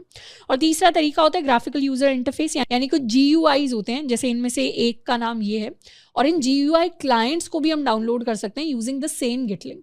बट जनरली हम इनको नहीं करेंगे, हम क्या करेंगे, बेस्ट तरीका सीखेंगे, which is using command line. अब कमांड लाइन को यूज़ करने के पीछे कई सारी रीजंस है। सबसे पहला, ये काफ़ी पॉपुलर है। दूसरा, अगर हम एक बार सीख गए कमांड लाइन को यूज़ करना, जो जैसे टर्मिनल को यूज़ करना आसान था, वैसे ही कमांड लाइन से गिट को यूज़ करना भी काफ़ी आसान है। इसके अलावा ये जो कमांड लाइन से यूज़ करने का तरीका है, it is faster and it has no limitation. यानी कई बार हो सकता है हम GUIs को या एक्सटेंशंस को या दूसरी चीज़ों को यूज़ करें तो उसमें हो सकता है कुछ ऐसे पॉइंट आए जहाँ पर कुछ कॉम्प्लेक्स चीज़ें हम ना कर पाएँ, पर कमांड लाइन को यूज़ करके गिट की हम सारी की सारी चीज़ें कर पाते हैं, चाहे वो कितनी भी बेसिक या कितनी भी कॉम्प्लेक्स हो। तो इसीलिए हम कमांड लाइन से अपने गिट को यूज़ करने वाले हैं। अब सबसे पहले हम क्या करेंगे, हम अपने गिट को कॉन्फ़िगर करने वाले हैं। गिट को कॉन्फ़िगर करने का मतलब होता है कि उसके अंदर कुछ बेसिक चीज़ें पहले से ही सेटअप कर देना। सबसे पहली चीज़ जो हम सेटअप करेंगे वो है यूज़र नेम और हमारा ईमेल।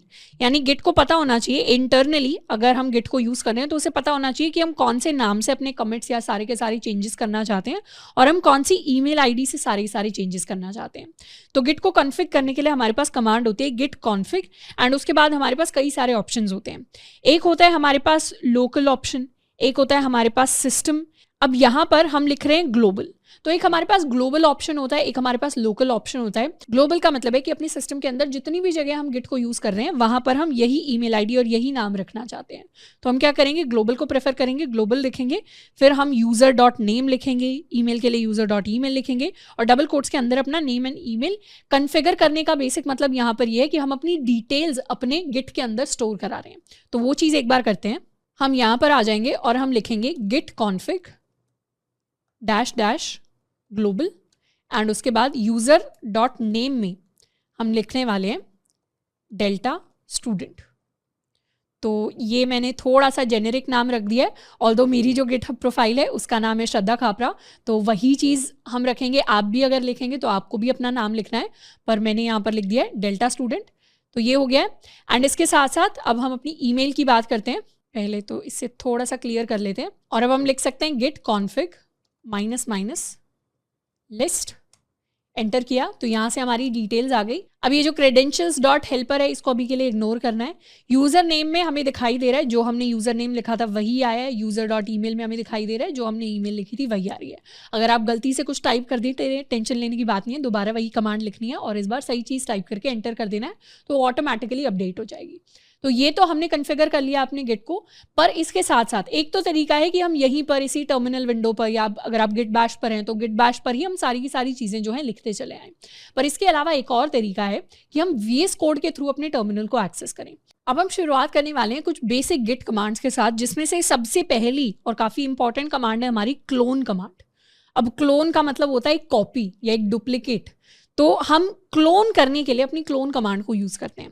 क्लोन करने का मतलब क्या है कि जब भी हम किसी भी रेपो को या रेपोजिटरी को अपनी लोकल मशीन पर क्लोन करते हैं, यानी लेट्स सपोज हमने गिटहब के ऊपर कुछ भी अपनी रेपो बना ली है, जैसे अपने गिटहब अकाउंट पर जाएं, इसे क्रॉस कर देते हैं, यहाँ पर अपनी ये डेल्टा डेमो नाम की हमने रेपो बना लिया, इसके अंदर रीडमी है, हो सकता है इसके अंदर कुछ और फाइल्स हो। तो ऐसा हो सकता है कि हमने अपनी कोई रेपो बनाई है अपने ही अकाउंट में, जो हमारे अकाउंट के अंदर तो दिखाई दे रही है पर हमारे सिस्टम के अंदर नहीं है।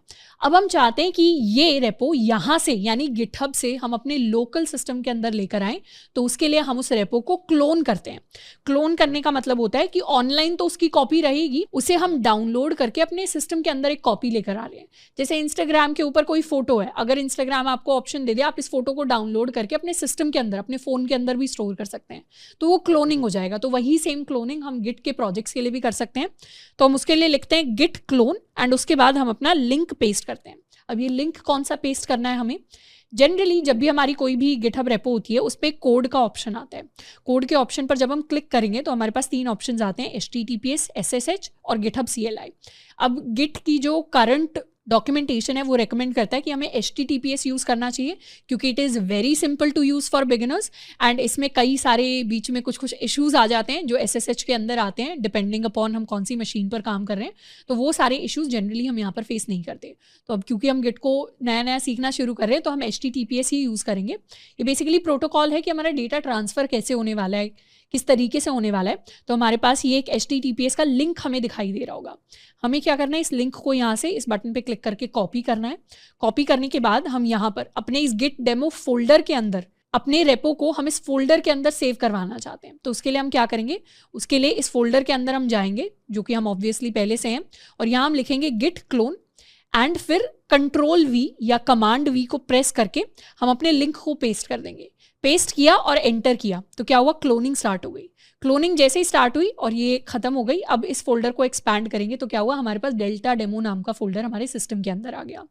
यहाँ हमारे पास कुछ चीज़ें लिख कर आएंगी हुई, क्लोनिंग इनटू डेल्टा डेमो और अनपैकिंग दीज ऑब्जेक्ट्स। तो बेसिकली सारा का सारा डेटा ये कॉपी हो रहा था जो डन हो गया लास्ट में। एंड अब हम LS करेंगे तो LS करने से हमें पता चल रहा है यहाँ पर एक डेल्टा डेमो नाम का फोल्डर है, और ये जो डेल्टा डेमो है इसको एक्सपैंड करेंगे तो इसके अंदर हमारे पास ये readme.md नाम की फाइल है जिसको हमने क्रिएट किया था अपने गिटहब पर, और ये अभी हमें कहाँ दिखाई दे रही है, ये अभी हमें अपनी लोकल मशीन के ऊपर दिखाई दे रही है। कैसे दिखाई दे रही है, यूजिंग गिट कमांड्स, क्योंकि गिट की हेल्प से हमने क्लोन किया।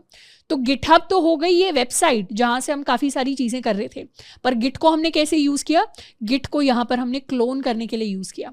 तो जब हम गिट की as a tool, as a software बात करते हैं, वो कुछ नहीं, टर्मिनल के अंदर हम कमांड्स ही टाइप कर रहे होते हैं, वही गिट को यूज़ करना है। अब हम क्या करेंगे, CD करके अपनी डेल्टा डेमो के अंदर चले जाएंगे। डेल्टा डेमो के अंदर आ गए, इसको क्लियर कर लेते हैं और यहाँ पर अब LS करेंगे तो हमें पता चल रहा है सिंगल फाइल है हमारी readme.md नाम से। पर हमारे जितने भी गिट के फोल्डर्स होते हैं उनके अंदर हमेशा कुछ हिडन फाइल्स होती हैं। हिडन फाइल्स देखने के लिए हमें पता है हमें LS-A करना होता है। तो ये किया तो हमारे पास पता चल रहा है एक ये कुछ है, एक ये कुछ है, और हिडन फोल्डर्स के अंदर हमेशा .git नाम का हमेशा हमारे पास एक फोल्डर होता है हमारी सारी गिट फाइल्स के अंदर। ये फोल्डर नॉर्मल फाइल्स के अंदर नहीं दिखेगा, हमेशा गिट फाइल्स के अंदर अवेलेबल होगा, जो कि एक पहचान है कि जिस भी फाइल के साथ हम काम कर रहे हैं ये हमारी एक गिट की फाइल है, और ये एक हिडन फाइल होती है जो नॉर्मली हमें दिखाई नहीं देती। अब ये तो क्या किया, हमने अपने प्रोजेक्ट को क्लोन कर लिया। अब प्रोजेक्ट को क्लोन करने का एकमात्र रीज़न होता है कि उस प्रोजेक्ट के अंदर अब हम कुछ चेंजेस करना चाहते हैं। जैसे लेट्स सपोज एक चेंज हो सकता है कि अपनी readme.md के अंदर हम कुछ लाइन ऐड कर दें, this is a demo for Git and GitHub class, और यहाँ पर हम लिख सकते हैं let's suppose we write teacher, या इस तरीके से। वैसे रीडमी में लिखने का भी अपना एक सिंटैक्स होता है, हम जनरली हैश लिखते हैं, स्पेस देते हैं, तो जो चीज़ें इस तरीके से लिखी जाती हैं वो अलग से हाईलाइटेड होंगी क्योंकि वो बोल्ड होने वाली है। अलग अलग तरीके से चीज़ें लिखने का प्रोसेस होता है।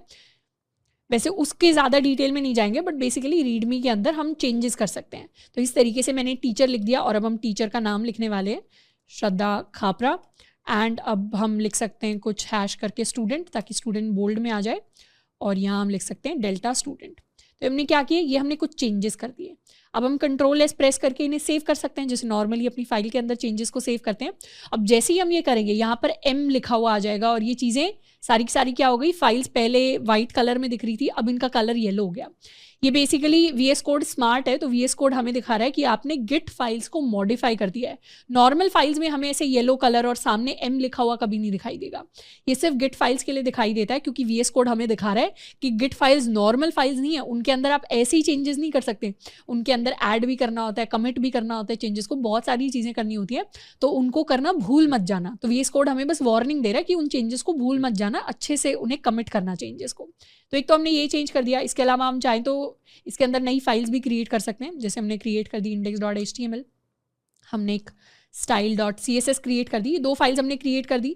index.html के अंदर हम चाहें तो पूरा अपना कोड लिख सकते हैं, इसको कह सकते हैं सैम्पल पेज, इसको सेव कर लेते हैं। तो index.html बना ली हमने, style.css बना ली, readme के अंदर चेंजेस कर लिए। और अब हम अपनी नेक्स्ट कमांड की बात करेंगे which is my status command. तो हमारे पास स्टेटस कमांड भी होती है गिट के अंदर जो कोड का स्टेटस दिखाती है। अब कोड का स्टेटस कहने का क्या मतलब है, जब भी हम अपने कोड के अंदर कुछ चेंजेस करते हैं हमारे कोड का स्टेटस चेंज होता है। स्टेटस चेंज होने का मतलब है कि जैसे लेट्स सपोज हमारे पास एक लेटर था जिसका हमने एग्जाम्पल लिया था, लेटर के ऊपर हमने ABCD कुछ भी EFGH कुछ भी चीज़ें रैंडम लिख दी। अब हम जब इस लेटर को पैक करेंगे, एनवेलप में डालेंगे एंड उसके बाद उसके ऊपर स्टैम्प लगा देंगे तो वो एक प्रॉपर स्टैम्प्ड लेटर बन जाएगा। वो एक नॉर्मल लेटर नहीं रहेगा, वो एक स्टैम्प्ड लेटर बन जाएगा। तो उसका स्टेटस चेंज हो जाएगा और फिर हम उसको जाकर पोस्ट कर सकते हैं। तो इस तरीके से लेटर की अपनी एक लाइफ साइकिल होती है। वैसे ही फाइल के स्टेटस की, गिट की जो फाइल होती है उसके स्टेटस की भी अपनी एक लाइफ साइकिल होती है। सबसे पहले हमारी फाइल अनट्रैक्ड होती है। अनट्रैक्ड फाइल का मतलब है कि गिट को नहीं पता कि ये फाइल कौन सी है, इनके अंदर क्या चल रहा है। तो गिट का काम क्या होता है, गिट का काम होता है गिट चेंजेस को ट्रैक करता है, हिस्ट्री को ट्रैक करता है, जो हमने पहले बात की थी कि कोई भी छोटे से छोटा चेंज आएगा गिट उसे ट्रैक करेगा कि इस फाइल के अंदर इस टाइम पे ये चेंज हुआ। पर अनट्रैक्ड फाइल्स वो फाइल्स होती हैं जिनको गिट अभी ट्रैक नहीं कर रहा, गिट को नहीं पता इनके अंदर आप चेंजेस कर देंगे तो उन्हें गिट कहीं भी स्टोर नहीं कर रहा, उन फाइल्स की हिस्ट्री गिट के पास नहीं है अभी। तो अगर हम चाहते हैं गिट उन चीज़ों को भी ट्रैक करे, वो भी गिट का पार्ट बने, तो अनट्रैक्ड फाइल्स को हम ट्रैक करवाते हैं। तो ट्रैक करवाने के लिए हमें उन फाइल्स को ऐड करना होता है। तो जो हमारा 2 स्टेप प्रोसेस था कि पहले ऐड करो फिर कमिट करो, उसमें जो ऐड वाला स्टेप होता है, तो ऐड वाला स्टेप बेसिकली यहाँ पर आता है जब हम अनट्रैक्ड फाइल्स को ट्रैक करवाना चाहते हैं। तो हमने ऐड कर दिया फाइल को, हम फिर उसे ट्रैक करवाते हैं। जैसे ही ट्रैक कराया तो अभी वो कमिटेड फाइल नहीं है, अभी वो अनमॉडिफाइड फाइल है। तो जब भी हम नई फाइल ऐड करते हैं वो पहले अनमॉडिफाइड होती है, फिर उस फाइल के अंदर हमने अगर कुछ चेंजेस कर दिए तो वो मॉडिफाई होगी। अब हमारे पास किसी भी फोल्डर के अंदर, किसी भी रेपो के अंदर 2 तरीके की फाइल्स हो सकती हैं। ये हमारा फोल्डर है, फोल्डर के अंदर 2 तरीके की फाइल है। एक ये फाइल है जो पहले से ही यहाँ पे एग्जिस्ट करती थी, एक ये फाइल है जिसको हमने नया क्रिएट किया। अब जो फाइल पहले से एग्जिस्ट करती थी वो क्या होगी, वो ऑलरेडी ट्रैक्ड फाइल होगी। ट्रैक्ड यानी अभी वो हमारी अनमॉडिफाइड स्टेज पे बैठी हुई है कि पहले से थी और अभी अनमॉडिफाइड है, उसके अंदर हमने कोई चेंज नहीं किया। तो ये नॉर्मल स्टेट है फाइल्स की। नॉर्मल स्टेट क्या है, अनमॉडिफाइड स्टेट हमारी नॉर्मल स्टेट है फाइल की फाइल्स जनरली अनमॉडिफाइड होती है, उनको हमने चेंज नहीं कर रखा। और कोई अगर हमने नई फाइल क्रिएट कर दी तो वो फाइल शुरुआत में क्या होगी, अनट्रैक्ड होगी। पुरानी फाइल्स ट्रैक्ड है, नई फाइल्स अनट्रैक्ड है।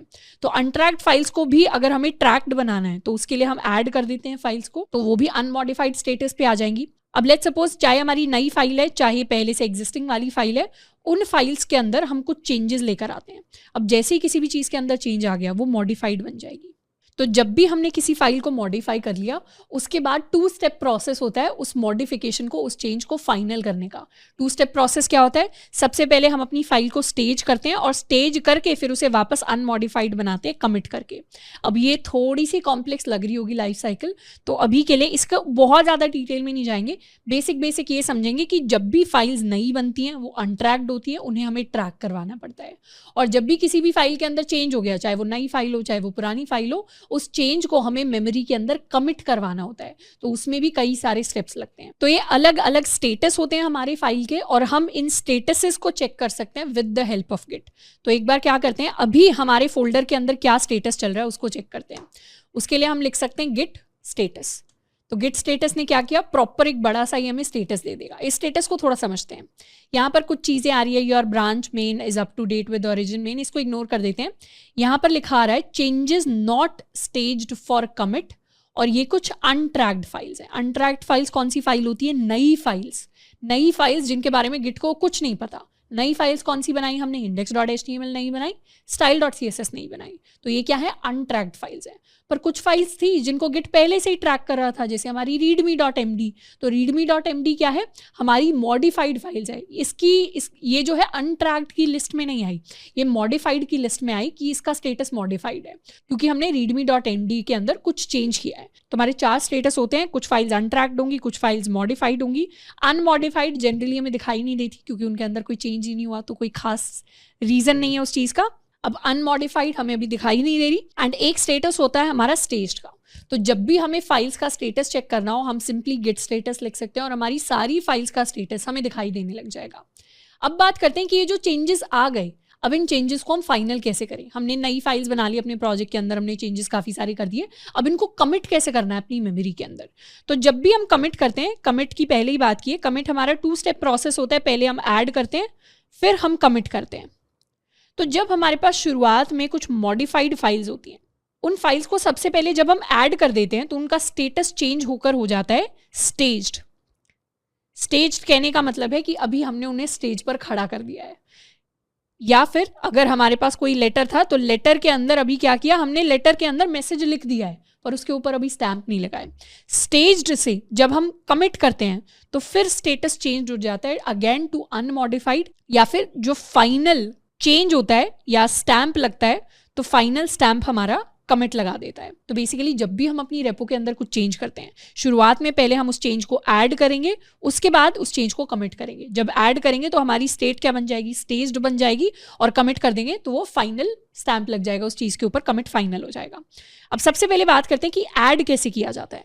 तो ऐड जो कमांड होती है उससे हम चीज़ों को ऐड करते हैं। इस कमांड का काम होता है टू ऐड न्यू या चेंज्ड फाइल्स। या तो आपने कोई बिल्कुल ही नई फाइल क्रिएट की होगी या पुरानी फाइल के अंदर चेंज किया होगा, उस चेंज को अगर हम अपनी वर्किंग डायरेक्टरी से गिट के स्टेजिंग एरिया में लेकर जाना चाहते हैं, वर्किंग डायरेक्टरी यहाँ पर जहाँ पर अभी हम काम कर रहे हैं, गिट का स्टेजिंग एरिया, यानी हमारे पास 2 तरीके की चीज़ें होती है। एक तो है हमारी वर्किंग डायरेक्टरी, यानी जहाँ पर जिस स्टेट में हम अभी काम कर रहे हैं, एंड उसके अलावा एक होती है हमारी फाइनल स्टेट। फाइनल स्टेट या इसको कह सकते हैं कमिट हमने चीज़ें कर दी उसके बाद वाली स्टेट। इन दोनों के बीच में आता है एक state which is called the staging area, यानी जहां पर हमने चीज़ों को सिर्फ ऐड किया है। अब ये सिर्फ नाम मात्र के लिए चीज़ें हैं, हमें सिर्फ ये समझना है कि कोई भी चेंज फाइनल करना है तो पहले उसे ऐड करना पड़ेगा, फिर उसे कमिट करना पड़ेगा। तो ऐड करेंगे तो वो बीच वाली स्टेट में आ जाएगा, कमिट कर देंगे तो वो फाइनल स्टेट में आ जाएगा। तो अभी अगर उसे बीच वाली स्टेट में लेकर जाना है तो उसके लिए हम लिखते हैं गिट ऐड और फिर अपनी फाइल का नाम, जिस भी फाइल को हम ऐड करना चाहते हैं।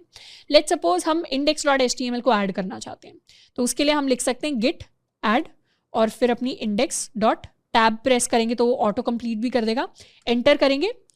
अब गिट स्टेटस को चेक करेंगे तो क्या हुआ, एक फाइल को दिखा रहा है चेंजेस टू बी कमिटेड, यानी स्टेज कर दिया आपने इसको। ये क्या दिखा रहा है, स्टेज्ड दिखा रहा है इस फाइल को। ये जो न्यू फाइल थी index.html, इसको हमने स्टेज्ड कर दिया, स्टेज पे पहुंचा दिया। अब बस इसके साथ फाइनल चेंजेस करने बाकी हैं, पर बाकी जो मॉडिफाइड readme.md थी, style.css थी, इनको अभी तक ऐड नहीं किया।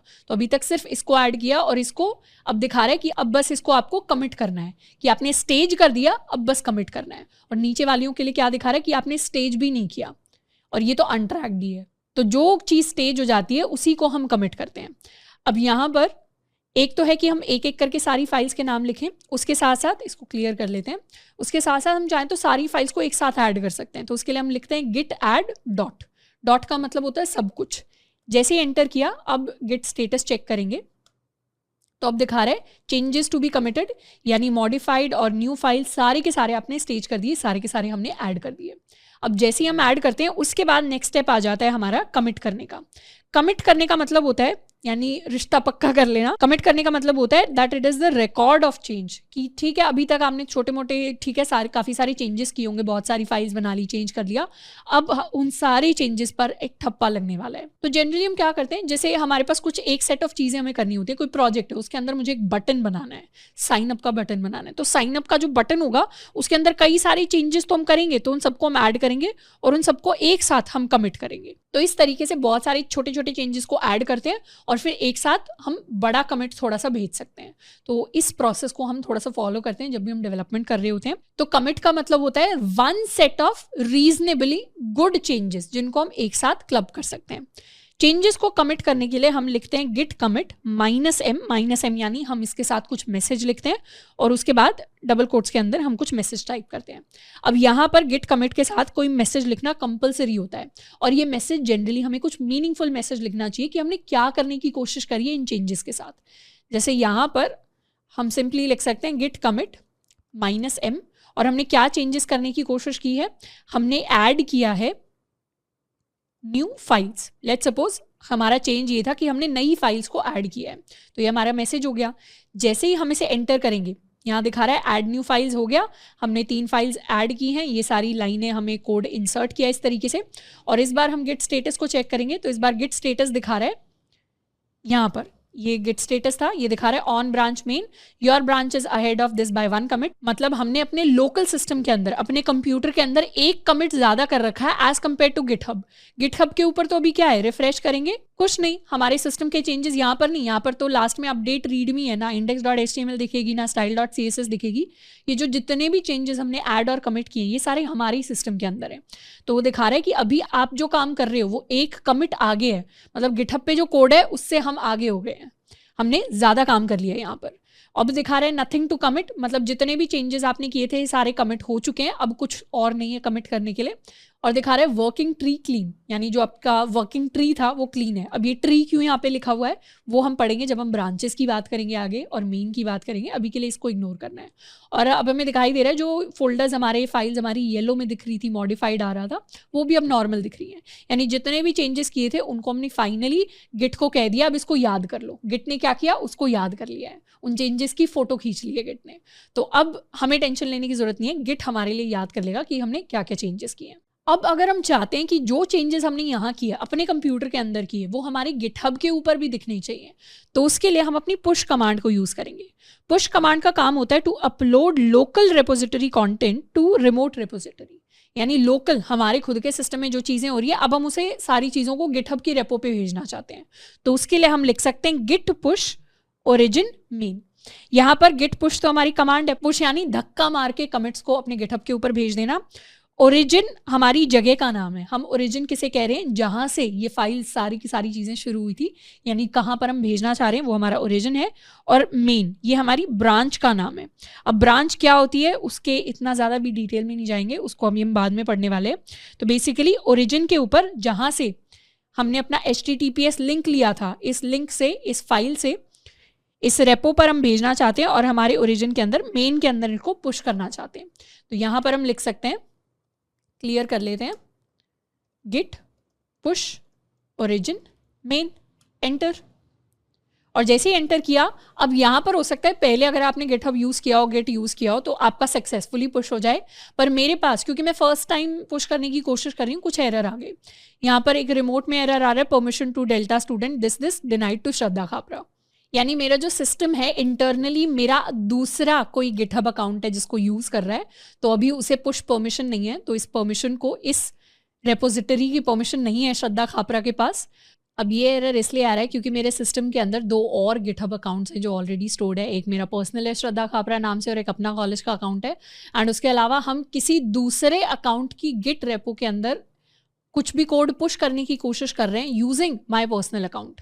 तो इससे बचने का बेस्ट तरीका ये है कि हम पुराने वाले क्रेडेंशियल्स जो हैं जाकर डिलीट कर सकते हैं। अगर आप भी मल्टीपल अकाउंट्स के साथ काम करते हैं तो विंडोज़ पर हैं तो वहाँ के क्रेडेंशियल्स डिलीट कर दीजिए। हम की चेन एक्सेस को यूज़ कर सकते हैं, जितने भी मैक यूजर्स हैं वहाँ से हमें अपने क्रेडेंशियल्स को डिलीट करना है। अब क्रेडेंशियल्स डिलीट करने के बाद दोबारा से हम अपनी कमांड को रन कर सकते हैं। तो अब हम क्या करेंगे, गिट पुश ओरिजिन मेन, इस चीज़ को दोबारा से एंटर करेंगे। एंटर करेंगे तो हमारे पास ये पॉपअप आएगा। ये पॉपअप इसलिए आ रहा है क्योंकि अब हमने सारे गिटहब के क्रेडेंशियल्स डिलीट कर दिए, तो हमारे VS कोड को पता ही नहीं कि हम कौन से गिटहब अकाउंट पे कोड को पुश करना चाह रहे हैं, तो इसलिए वो हमसे क्रेडेंशियल्स मांग रहा है। तो इसको हम अलाउ कर देंगे। अलाउ कर देंगे तो यहाँ कह रहा है एक बार हम VS कोड को अपने को अपडेट कर लेते हैं। तो basically I had to update my VS code. दोबारा से अपनी कमांड को लिखते हैं। दोबारा से हम अपनी कमांड को लिखने वाले हैं, git push origin main, enter. And अब इसे कर देते हैं अलाउ। अलाउ करेंगे तो हम ऑथराइज कर रहे हैं गिटहब को फॉर VS कोड, ये चीज़ हम कर सकते हैं। एंड ओपन कर लेते हैं अपना विजुअल स्टूडियो कोड।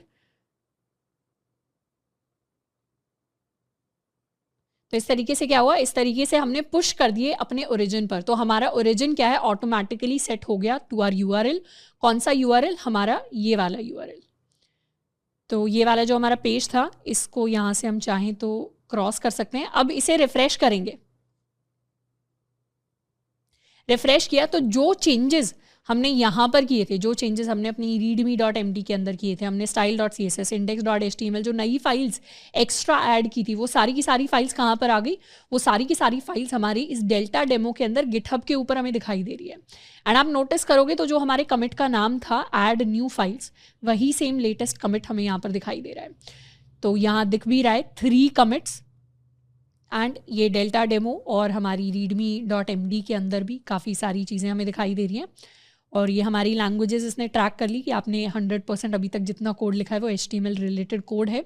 तो इस तरीके से हमने क्या किया, अपने जो चेंजेस थे जो लोकल के अंदर हमने किए हुए थे उसे हमने अपनी गिटहब रेपो के अंदर उन चेंजेस को पुश कर दिया। तो इस तरीके से हमारा गिट पुश काम करता है। यहाँ पर जब भी हम ओरिजिन कहते हैं, ओरिजिन का मतलब वो लोकेशन जहाँ पर हमारी गिटहब की ये रेपो है, एंड मेन का मतलब हमारी ब्रांच होती है। एंड इस तरीके से कुछ हमें मैसेज दिखाई देगा जब हमारा कोड जो है पुश हो जाएगा गिटहब के ऊपर। अब अभी तक हमने क्या किया है, हमने अपनी रेपोजिटरी को क्लोन किया, उसके अंदर चेंजेस किए, चेंजेस को ऐड किया, उन्हें कमिट किया और अपने सारे चेंजेस को हमने गिटहब के ऊपर पुश किया। अब कई बार ऐसा हो सकता है कि हम अपनी जो स्टार्टिंग रेपोजिटरी है, अपना जो प्रोजेक्ट है, उसको फर्स्ट टाइम गिटहब पे ना बना के अपने लोकल सिस्टम पर बना रहे हो। जैसे फॉर एग्जांपल हमें कोई नया प्रोजेक्ट बनाना है, इसे हम अपनी गिट डेमो फोल्डर के अंदर बना लेते हैं। यहाँ पर एक और नया हम फोल्डर क्रिएट करेंगे, इसके अंदर नहीं, इनफैक्ट इसे हम कमांड लाइन से भी कर सकते हैं। तो कमांड लाइन टर्मिनल को क्लियर करेंगे, इसको कर देते हैं CD-। तो अभी हम गिट डेमो के अंदर है, इसके अंदर सिंगल फोल्डर है डेल्टा डेमो के नाम से। हम एक और फोल्डर बनाएंगे, फोल्डर बनाने की कमांड हमें ऑलरेडी आती है, मेक डायरेक्टरी, एंड इस डायरेक्टरी को हम नाम देंगे project2। लेट्स सपोज हमारा कोई भी प्रोजेक्ट है जिसको हम बना रहे हैं, तो अब ls करेंगे तो हमारे पास हमारा project2 आ गया। और अब cd करके हम अपने project2 के अंदर जा सकते हैं, क्लियर करेंगे एंड इसको ls किया तो अभी project2 के अंदर हमारे पास कोई फाइल्स एंड फोल्डर्स नहीं है। अब जब हम project2 के अंदर सारी की सारी हिडन फाइल्स देखेंगे, ls-la एंटर करेंगे तो हमारे पास दिखाई दे रहा है यहाँ पर एक डॉट और डॉट है, पर कोई .git नाम की हिडन फाइल नहीं है। यानी ये जो भी project2 है इसे हमारा गिटहब ट्रैक नहीं कर रहा, गिटहब को नहीं पता कि project2 के चेंजेस को भी उसको ट्रैक करना है क्या। तो बेसिकली हम इस project2 को एक गिटहब रेपोजिटरी में क्रिएट करना चाहते हैं अपने लोकल सिस्टम के अंदर ही। तो उस काम को करने के लिए हम अपनी init कमांड को यूज करते हैं। init कमांड का काम होता है that it is used to create a new GitHub repo. नई गिटहब रेपोजिटरी बनाने के लिए अपने सिस्टम के अंदर हम गिट init करते हैं, और कहाँ पर करते हैं, जिस फोल्डर को हमें बनाना है, जिस रेपोजिटरी को हमें गिट रेपोजिटरी बनाना है उसी के अंदर जाकर हम गिट init कमांड यूज करते हैं। तो यहाँ पर project2 के अंदर हम ऑलरेडी हैं, हम लिख सकते हैं गिट init एंटर। तो ये क्या हुआ, इनिशियलाइज्ड एम्प्टी गिट रेपोजिटरी। कहाँ पर इनिशियलाइज की, यहाँ पर इनिशियलाइज की .git नाम से।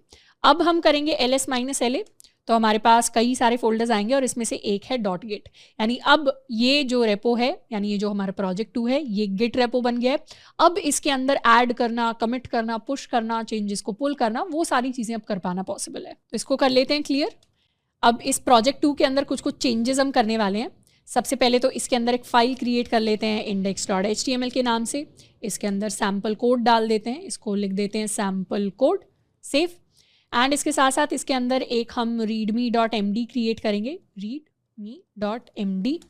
ये हमारी readme.md फाइल हो गई। पुरानी अपनी जो फाइल्स हैं डेल्टा डेमो वाली उनको हटा लेते हैं। तो हमारी जो readme.md है इसके अंदर हम लिख सकते हैं न्यू प्रोजेक्ट और this project was created from local system। इसको कर लेते हैं सेव। और अब यहाँ पर git status चेक करेंगे। जब हम स्टेटस चेक करेंगे, थोड़ा सा बढ़ा लेते हैं अपनी टर्मिनल विंडो को क्योंकि बहुत सारी बड़ी बड़ी कमांड्स हम लिखने वाले हैं। तो गिट स्टेटस को चेक करेंगे तो स्टेटस हमें दिखा रहा है 2 अनट्रैक्ड फाइल्स हैं, एक है हमारी readme.md, एक है हमारी index.html। दोनों को साथ में हम ऐड कर सकते हैं। गिट ऐड ऑल एंटर किया और अब गिट स्टेटस चेक किया तो दिखा रहा है चेंजेस टू बी कमिटेड, यानी ये 2 फाइल्स हमें कमिट करनी है। इनको हम कमिट कर सकते हैं गिट कमिट -m और मैसेज लिख सकते हैं कमिट के साथ। इसको हम कह सकते हैं फर्स्ट कमिट या इनिशियल फाइल्स या इस तरीके से कुछ भी लिख सकते हैं। फर्स्ट कमिट लिख देते हैं इसे अपना। एंटर किया, कमिट हो गया। एंड अब क्लियर करके एक बार हम दोबारा से गिट स्टेटस चेक करेंगे तो दिखा रहा है ऑन ब्रांच मास्टर।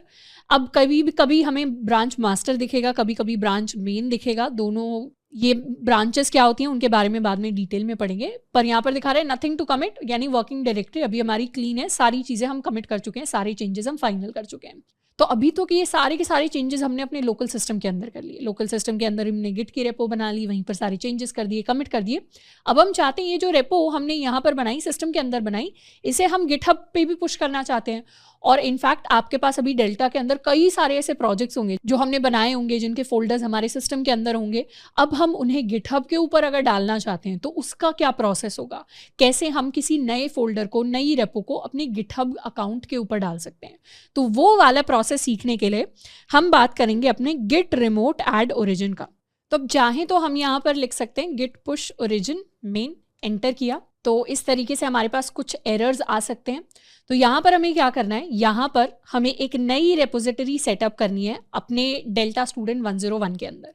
तो हम अपनी प्रोफाइल के अंदर चले जाते हैं, प्रोफाइल के अंदर जाकर रेपोज में आ जाते हैं और यहाँ से हम एक नई रेपोजिटरी क्रिएट करेंगे जिस रेपो के अंदर हम अपना ये वाला डेल्टा, ये वाला प्रोजेक्ट 2 वाला अपना जो कोड है उसे पुश कर सकें। तो नई रेपो बनाने के लिए न्यू पर जाएंगे, इसको हम कह देते हैं अपना project 2, it's call it project 2, और इसे हम डिस्क्रिप्शन वगैरह नहीं देंगे, ना ही इसके अंदर हम अपनी रीडमी ऐड करने वाले हैं। क्रिएट कर लेते हैं एक रेपो। जैसे ही हम रेपो क्रिएट करेंगे, क्योंकि इसके अंदर अभी कुछ भी अवेलेबल नहीं है, तो यहाँ पर कुछ कुछ ऑप्शंस हमें दिखाई देंगे। ये ऑप्शंस हैं कि आपने यहाँ पर गिटहब के ऊपर रेपो तो बनानी, अब इसके ऊपर आप कोड को कैसे पुश कर सकते हैं उसके बेसिकली हमारे पास स्टेप्स हैं जो गिटहब हमें देने की कोशिश कर रहा है। अब वैसे तो मल्टीपल तरीके होते हैं पुश करने के, इनमें से हम क्या करेंगे, ये वाला जो लिंक हमें दिया हुआ है, सबसे पहले तो इसको हम सेट कर लेंगे एज आर रिमोट, यानी इस लिंक को एक बार कॉपी कर लेते हैं और यहाँ पर टर्मिनल में जाके हम अपनी कमांड रन करेंगे गिट रिमोट ऐड ओरिजिन और फिर अपना लिंक। इस कमांड का बेसिक मतलब ये है कि सबसे पहले तो हम गिट के लिए कुछ रिमोट ऐड कर रहे हैं। रिमोट यानी जहां पर हम अपने कोड को पुश करना चाहते हैं उसको हम अपना अभी रिमोट कह रहे हैं, कि गिट के लिए हम अपना एक रिमोट ऐड कर रहे हैं जिसको हम नाम देंगे ओरिजिन, कि कहाँ ओरिजिन हो रहा है, क्या उसका ओरिजिन है, कौन से लिंक के ऊपर हम अपना कोड पुश करने की कोशिश करेंगे, जो भी हम लिंक स्पेसिफाई कर रहे हैं, यानी अपनी नई रेपोजिटरी। तो इसे लिखेंगे git remote add origin and फिर अपना लिंक पेस्ट, एंटर। और इसे वेरीफाई करने के लिए हम लिख सकते हैं गिट रिमोट -v, एंटर। तो ये क्या करेगा, अब हमें बता देगा कि हमारा क्या रिमोट है, मतलब जो भी लिंक जहां पर हमारी जो रेपो है उसका कोड पुश होगा या जहां से कोड पुल किया जाएगा, फेच किया जाएगा, वो कौन सा लिंक है। तो उसको हमने सेट कर दिया है ओरिजिन। हमारा ये वाला लिंक है कि डेल्टा स्टूडेंट 101 प्रोफाइल के अंदर जो हमने प्रोजेक्ट 2 बनाया है, गिट रेपो बनाई है, उसके अंदर उससे अब हमारी ये वाली लोकल सिस्टम वाली रेपो जुड़ गई है और वहीं से सारा पुश एंड पुल वाला ऑपरेशन होने वाला है। तो इसे हम यूज करते हैं गिट रिमोट -v को टू वेरीफाई रिमोट, वेरीफाई करने के लिए कि रिमोट सेट हो गया है ढंग से या नहीं हुआ। इसके अलावा हमारे पास एक और ऑप्शन होता है गिट ब्रांच का, जो हमें हमारी करंट ब्रांच बताती है। वैसे ब्रांच को बाद में हम डिटेल में पढ़ेंगे, पर ब्रांच का बेसिक मतलब ये है कि अगर हम कोई काम कर रहे हैं तो एक तो होती है बाय डिफॉल्ट हमारी मेन ब्रांच, यानी हमने एक कमिट किया, अगला कमिट किया, सारे कमिट किए, तो वो सारे के सारे एक सीक्वेंस में एक ब्रांच के अंदर स्टोर होते हैं। पर कल को हो सकता है कि कोई नया फीचर बिल्ड हो, तो उस फीचर को मेन के अंदर करने की बजाय हम पहले अलग से एक अलग पाथवे के थ्रू करने की कोशिश करें और बाद में उन्हें हम यहाँ पर जोड़ दें अपनी मेन ब्रांच के साथ। तो इस तरीके का हमारा कुछ सिस्टम होता है, इसे अभी हम डिटेल में पढ़ेंगे, पर बेसिकली ब्रांचेज हमारे पास होती हैं। अब जनरली जब ग्रुप प्रोजेक्ट्स में काम होता है तो हो सकता है हम 3 दोस्त हैं ABC, अब जब भी ग्रुप में काम कर रहे होते हैं तो A अपनी अलग ब्रांच बनाकर उसके ऊपर काम करेंगे, B अपनी अलग ब्रांच बनाकर उसके ऊपर काम करेंगे, C अपनी अलग ब्रांच बनाकर उसके ऊपर काम करेंगे और लास्ट में सारे लोग अपना कोड जोड़ लेंगे। तो इस तरीके से भी काम होता है। तो अपनी जो भी ब्रांच है उसे चेक करने के लिए हम गिट ब्रांच लिखते हैं। तो यहाँ हम चेक कर सकते हैं गिट ब्रांच, एंटर किया तो अभी दिखा रहा है गिट ब्रांच क्या है, मास्टर के इक्वल है। अभी कौन सी ब्रांच है, मास्टर। तो पहले क्या होता था, पहले गिटहब के ऊपर जितनी भी हमारी गिट रिपोज होती थी सबकी डिफॉल्ट और सबसे मेन ब्रांच जो होती थी उसको मास्टर बोला जाता था। पर क्योंकि मास्टर इंग्लिश के अंदर एक काफ़ी डेरोगेटरी टर्म मानी जाती है, तो रिसेंटली गिटहब ने क्या किया है, मास्टर को चेंज करके जो डिफॉल्ट ब्रांच है उसको मेन कर दिया है।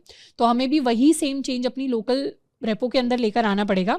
तो उसके लिए हम लिखते हैं गिट ब्रांच -m मेन, यानी हम अपनी मास्टर ब्रांच का नाम चेंज कर रहे हैं यहाँ पर, क्योंकि अब जो मेन ब्रांच होती है उसका नाम मेन ही होता है, उसका नाम मास्टर नहीं होता, जो हमारी डिफॉल्ट ब्रांच होती है। तो इसीलिए जो हमारी मास्टर ब्रांच है उसको हम रीनेम कर लेंगे पहले। तो इसको लिख लेते हैं गिट ब्रांच -m और फिर अपना नया नाम लिख देंगे which is equal to main. इसको कर लेंगे एंटर। अब दोबारा गिट ब्रांच करेंगे तो अब हमारी जो मेन ब्रांच है उसका नाम हमारे पास मेन ही आ गया। और अब अपने कोड को पुश करने के लिए हम लिख देंगे वही same line git push origin main, यानी जो हमने ओरिजिन सेट किया था, इस लिंक को हम क्या कह रहे हैं, बेसिकली जो हमने लिंक सेट किया था अपनी रेपो का, रिमोट रेपो का, उसको हम ओरिजिन कह रहे हैं। और अब हम कह रहे हैं गिट को पुश कर देना चाहिए हमारे ओरिजिन पर, कौन सी ब्रांच के ऊपर, मेन ब्रांच के ऊपर। तो उसे लिखते हैं git push origin main, enter. तो क्या हुआ, सारा का सारा कोड हमारा पुश हो गया हमारी मेन ब्रांच के ऊपर, जो हमने ओरिजिन सेट किया था उसके ऊपर।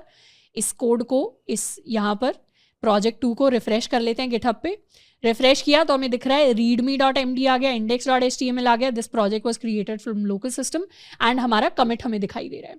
तो इस तरीके से हम जितने भी चेंजेस हमारे पास होते हैं सारे के सारे पुश कर सकते हैं अब अपने मेन पर।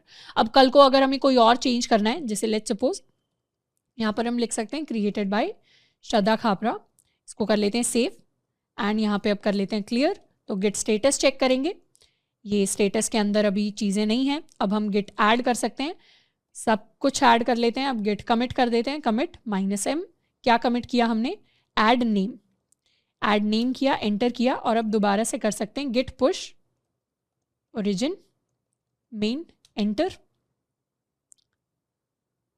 तो सारे के सारे चेंजेस अब गिटहब पर आ गए। रिफ्रेश करेंगे तो यहाँ दिखाई दे रहा है कि readme.md में लास्ट जो चेंज हुआ था that was to add the name. क्या नेम ऐड हुआ, क्रिएटेड बाय श्रद्धा खापरा। तो इस तरीके से अगर हमें और भी अब फ्यूचर के चेंजेस करने होंगे, हम सिंपली उसी प्रोसेस, उसी फ्लो में उन चेंजेस को कर सकते हैं। तो यहाँ से हमने सीखा कि वो रेपो जो हम अपने सिस्टम के अंदर क्रिएट करते हैं उनको कैसे हम गिटहब के ऊपर भेज सकते हैं, उन्हें पुश कर सकते हैं। अब यहाँ पर एक और चीज़, जब भी हम गिट पुश ओरिजिन मेन लिखते हैं तो इसकी जगह हम सिंपली एक बार लिख सकते हैं git push -u origin main. तो ये लाइन लिखने का बेसिक मतलब ये होगा कि हम क्या कर रहे हैं, ओरिजिन को सेट कर रहे हैं। -u का मतलब होता है अपस्ट्रीम को क्रिएट करना। बेसिकली हम सेट कर रहे हैं कि जब भी हम ओरिजिन की बात कर रहे हैं हम किसकी बात कर रहे हैं। तो अगर हमने गिट पुश ओरिजिन मेन की जगह एक बार भी ये लिख दिया तो उसके बाद जब भी हमें पुश करना होगा हम सिंपली गिट पुश लिख सकते हैं। हमें बार बार ओरिजिन मेन लिखने की जरूरत नहीं पड़ेगी, बस हमें एक बार सिंगल बार -u वाला फ्लैग जो है यूज करना पड़ेगा। इसको कैसे करना है वो एक बार देख लेते हैं। जैसे अभी हम कर सकते हैं git push origin -u origin main, enter किया तो अभी दिखा रहा है सब कुछ अप टू डेट है। तो उसके लिए एक छोटा सा चेंज कर लेते हैं। तो ये हमने चेंज कर दिया डॉट लिखकर। अब गिट स्टेटस देखेंगे तो दिखा रहा है कि यहाँ चेंज हो गया है। अब जब भी हमारे पास ऐसा कुछ चेंज होता है जिसमें हमने सिर्फ एक ही फाइल को मॉडिफाई किया है या सिर्फ फाइल्स को मॉडिफाई किया, कोई नई फाइल नहीं क्रिएट की, कोई अनट्रैक्ड फाइल नहीं क्रिएट की, तो उस केस में हम कमिट एंड ऐड एक साथ कर सकते हैं। उसके लिए हम लिखते हैं गिट कमिट -am, यानी ऐड भी कर दो और मैसेज भी लिख दो, और उसमें मैसेज हम लिखेंगे एडेड डॉट, एंटर किया तो ये हमारा सारा का सारा कमिट एंड ऐड एक साथ हो गया। एंड इसके लिए अब हम यूज कर सकते हैं गिट पुश। तो सिर्फ गिट पुश किया हमने, इस बार ओरिजिन मेन नहीं लिखा। क्यों? क्योंकि हमने एक बार अपस्ट्रीम को सेट कर दिया था। अब क्या हुआ, अब गिट ने रिकॉग्नाइज कर लिया कि अपस्ट्रीम यानी ऊपर, यानी क्लाउड के ऊपर, यानी गिटहब के ऊपर जो जहां पर जिस जगह पर उसे डेटा भेजना है वो हमने ऑलरेडी सेट कर दिया कि यही लिंक है, यही जगह जो ओरिजिन था वही है हमारा ओरिजिन फाइनल। तो उसके लिए अब हमें बार बार ओरिजिन मेन लिखने की जरूरत नहीं है, हम सिर्फ गिट पुश कर सकते हैं। वैसे ही बाद में हमें कमांड पड़ेंगे गिट पुल।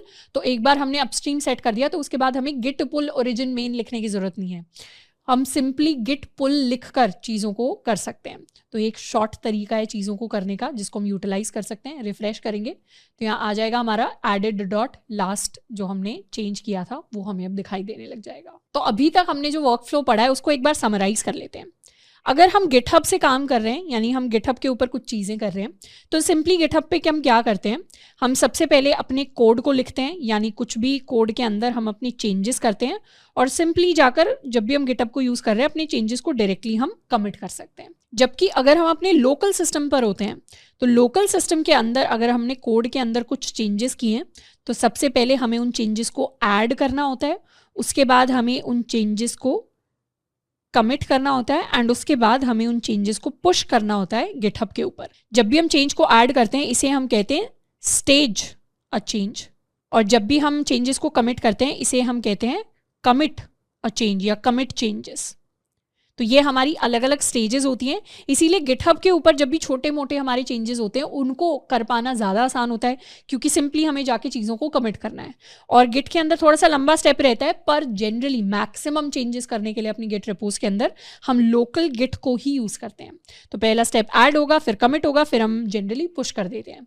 अब उसके बाद हो सकता है हमारा, जब हम पुल को सीखेंगे, पुल रिक्वेस्ट को सीखेंगे, तो नेक्स्ट स्टेप होता है कि हम एक पीआर क्रिएट कर सकते हैं। यहाँ पर भी हमारा नेक्स्ट स्टेप हो सकता है कि हम एक पुल रिक्वेस्ट को क्रिएट कर सकते हैं। पर जनरली अभी तक कोड को ऐड करने का, पुश करने का जो प्रोसेस है गिट एंड लोकल गिट के ऊपर, वो वर्कफ्लो कुछ इस तरीके का दिखाई देता है। अब नेक्स्ट हम बात करने वाले हैं गिट ब्रांचेस के बारे में। तो ब्रांच ऐसी टर्म है जिसको हमने ऑलरेडी देख लिया है। अब हम समझते हैं गिट के अंदर ब्रांचेस का मतलब क्या होता है। ब्रांच का मतलब बेसिकली है कि ये, वैसे तो हम इसे इमेजिन कर रहे हैं कि इस तरीके से बेसिकली हम विजुअलाइजेशन कर रहे हैं हमारे पूरे के पूरे कमिटिंग के प्रोसेस का। लेट्स सपोज हमारे पास ये हमारा कोई स्टार्टिंग प्रोजेक्ट है। इस प्रोजेक्ट के अंदर हमने कोई चीज़ है जिसको कमिट किया, तो ये हमारा कमिट नंबर 1 हो जाएगा। उसके बाद हमने एक और नया कमिट किया, कुछ और नया चेंज किया, कुछ और नया कमिट किया। अब जैसे ही हमने ये चेंज किया, लेट्स सपोज हमारे प्रोजेक्ट के ऊपर हमने क्या किया, index.html को बिल्ड कर लिया। अब हमें फील होता है कि index.html के अंदर हम एक और नया फीचर है जिसको ऐड कर सकते हैं। तो ऐड करने के लिए हम क्या कर सकते हैं, अपनी एक अलग ब्रांच बना सकते हैं। और अलग ब्रांच बनाने का मतलब है कि यहाँ तक जितना भी कोड था हमारे प्रोजेक्ट के अंदर, वो सारा का सारा कोड कॉपी होकर यहाँ पर आ जाएगा, एक अलग ही लोकेशन के अंदर आ जाएगा। या इसे बेसिकली हम कह सकते हैं कि हमारे पास ऑलरेडी एक फोल्डर था, हमने उस फोल्डर की एक और कॉपी बना ली, और उस कॉपी के अंदर अब हम अलग अलग चेंजेस कर सकते हैं। पर उस फोल्डर की जो ओरिजिनल कॉपी थी वो हमेशा सेम ही रही। उसके अंदर चाहे तो पैरेलली चेंजेस हो सकते हैं और इस नई कॉपी के अंदर भी चेंजेस हो सकते हैं, पर ये एक सेपरेट कॉपी है वहां तक के सारे चेंजेस की। तो ये हमने एक सेपरेट ब्रांच बना ली। अब हमारा कोई भी अलग फीचर हो सकता है। लेट्स सपोज यहाँ तक हमने सिर्फ HTML फाइल को लिखा था, अब फीचर में हम क्या कर रहे हैं, स्टाइलिंग को इम्प्रूव कर रहे हैं, तो नई CSS फाइल हमने बनाई है। तो इसके अंदर हमारा कोई कमिट 3 होगा जो हम कर रहे हैं, कोई कमिट 4 होगा जो हम कर रहे हैं, कोई कमिट 5 होगा जो हम कर रहे हैं। और इस ब्रांच को, ये जो अलग हमने फोल्डर बना लिया, उसी सेम की कॉपी बना ली, और जिसके अंदर अब हम नए चेंजेस कर रहे हैं, इसको हमने फीचर नाम दे दिया। तो अपनी ब्रांच को हम कुछ भी नाम दे सकते हैं, पर हमारी एक मेन ब्रांच है जो चलती रहती है। मतलब जिसके अंदर से हमने शुरुआत की थी, जो हमारी डिफ़ॉल्ट ब्रांच होती है। यहाँ वैसे मास्टर लिखा हुआ है, हम इसे अब रीनेम करके मेन कहते हैं। अब हम चाहें तो पैरेलली, जैसे लेट्स सपोज डेवलपमेंट टीम के अंदर 3-4 डेवलपर्स हैं जो काम कर रहे हैं। एक डेवलपर है जो एक फीचर के ऊपर काम कर रहा है, तो उसने यहाँ से कॉपी किया और अपने फीचर के ऊपर काम कर रहा है। पर उस टाइम पर बाकी डेवलपर्स उसका वेट तो नहीं करेंगे कि ये जब तक स्टाइलिंग लिख रहा है तब तक हम कुछ ना करें। हम क्या कर सकते हैं, जब तक वहां पर CSS का कोड लिखा जा रहा है, CSS वाला बंदा, फ्रंट एंड वाला जब तक अपना कोड लिख रहा है, तब तक हम अपना जावास्क्रिप्ट का कोड लिख सकते हैं। तो जावास्क्रिप्ट का कोड हम इस मेन ब्रांच के अंदर डायरेक्टली लिख सकते हैं कि यहाँ हमने भी अपना 2nd कमिट के बाद 3rd कमिट कर दिया, उसके बाद हमने अपना 4th कमिट कर दिया। तो इस तरीके से एक डेवलपर अपनी ब्रांच पर काम कर सकता है, हम अपनी ब्रांच पर काम कर सकते हैं। तो जनरली यही होता है कि अगर किसी ग्रुप के अंदर 3 लोग हैं, तो एक इनिशियल कुछ कमिट्स हो जाते हैं। इनिशियल कमिट के बाद एक व्यक्ति अपनी ब्रांच बना लेता है, दूसरा व्यक्ति अपनी ब्रांच बना लेता है, तीसरा व्यक्ति अपनी ब्रांच बना लेता है। और जब भी हम ब्रांचेस की बात करते हैं, तो हमारी जो मेन ब्रांच होती है, ये तो होती है हमारी डिफ़ॉल्ट ब्रांच जो शुरुआत में ही होगी। और जनरली हमारे सारे के सारे प्रोजेक्ट्स के अंदर मेन ब्रांच ही डिफ़ॉल्ट ब्रांच होती है, जिसको कोई एज सच डिलीट नहीं करता। इसके अलावा कभी बड़ी टीम्स अगर होती हैं, तो उसके अंदर डेव नाम की एक इंपॉर्टेंट ब्रांच है जो साथ में बना दी जाती है। तो लेट्स सपोज एक डेवलपर 1 है, एक डेवलपर 2 है, एक डेवलपर 3 है। ये क्या करेंगे, पहले तो अपनी ब्रांच के अंदर चेंजेस करेंगे सारे, उसके बाद इन चेंजेस को ये डेव के अंदर पुश करेंगे, ये भी डेव के अंदर पुश करेंगे, ये भी डेव के अंदर पुश करेंगे। तो जो सीनियर डेवलपर है, तो सीनियर डेवलपर इन सब के कोड को देखेंगे और उसके बाद उन्हें डेव के अंदर मर्ज करेंगे। और सीनियर का भी हो सकता है एक और सीनियर हो, उस सीनियर का काम क्या होगा, इस डेव ब्रांच से लेकर मेन ब्रांच के अंदर अपने कोड को पुश करवाना। तो इस तरीके से पूरी हायरार्की होती है कि कौन कौन सी ब्रांच के अंदर कोड को पुश कर सकता है। इसीलिए ब्रांचिंग बहुत इंपॉर्टेंट है, क्योंकि वो लेवल ऑफ एक्सेस भी डिफाइन करता है कि किस व्यक्ति के पास कौन से फीचर की एक्सेस है। ऐसा नहीं हो ना कि बैकएंड वाला व्यक्ति आकर फ्रंट एंड वाले कोड के अंदर चेंजेस कर दे, फ्रंट एंड वाला आकर बैकएंड वाले कोड के अंदर चेंजेस कर रहा है। तो इस तरीके से डेवलपमेंट प्रोसेस स्मूथ हो जाए और हायरार्की अच्छे से मेंटेन हो, उसके लिए हम अपनी ब्रांचेस को यूज करते हैं। तो ब्रांचेस को यूज करने का रीजन एक तो कोलैबोरेशन भी है, उसके साथ में ये भी है कि एक व्यक्ति जब अपने चेंजेस पर, किसी फीचर पर या किसी बग को फिक्स करने में टाइम लगा रहा है तो उसमें काफ़ी टाइम लग सकता है। उस टाइम पे दूसरे डेवलपर्स खाली नहीं बैठेंगे, तो वो भी साथ के साथ अपने चेंजेस को करते रहें, तो डेवलपमेंट प्रोसेस स्मूथली हर डायरेक्शन में बढ़ता रहे, उसके लिए हम अपनी ब्रांचेस को यूज़ करते हैं। अब ब्रांचेस को एक और तरीके से हम देख सकते हैं कि लेट्स सपोज हमने अपनी मास्टर ब्रांच के साथ स्टार्ट किया, या इसको अपनी मेन ब्रांच कह लेते हैं। हमने अपनी मेन ब्रांच के साथ स्टार्ट किया, इस पार्ट को हम हाइड कर देते हैं, ये हमारी मेन ब्रांच है जिसके साथ हमने स्टार्ट किया। अब मेन ब्रांच के अंदर हमने शुरुआत में कोई इनिशियल कमिट होगा जो किया होगा। लेट्स सपोज को इनिशियल कमिट के बाद एक हमारे पास बग आ जाता है वेबसाइट में जिसको ठीक करना है, तो एक डेवलपर क्या कर रहा है, उस ब्रांच की कॉपी बनाएगा, एक बग फिक्स नाम की अलग से ब्रांच बनाएंगे और उस बग को फिक्स करने के लिए वो अलग अलग कमिट करेंगे। अब जब तक बग कंप्लीटली फिक्स नहीं हो जाता, प्रॉब्लम कंप्लीटली फिक्स नहीं हो जाती, तब तक उसे मेन के साथ मिक्स नहीं किया जा सकता। तो इसीलिए एक सेपरेट ब्रांच बनेगी बग फिक्स की, जिसमें वो कमिट करेंगे, बग को फिक्स करने की कोशिश करेंगे। उतने टाइम में डेवलपर्स मेन ब्रांच के अंदर और चेंजेस करेंगे। अब यहाँ पर हो सकता है कोई एक फीचर रिक्वेस्ट आ जाए कि कंपनी वाले कह रहे हैं ये और फीचर, एक एक्स्ट्रा बटन ऐड होना चाहिए, तो उसके लिए एक और ब्रांच यहाँ से क्रिएट की जाएगी जिसमें फीचर ऐड हो रहा है।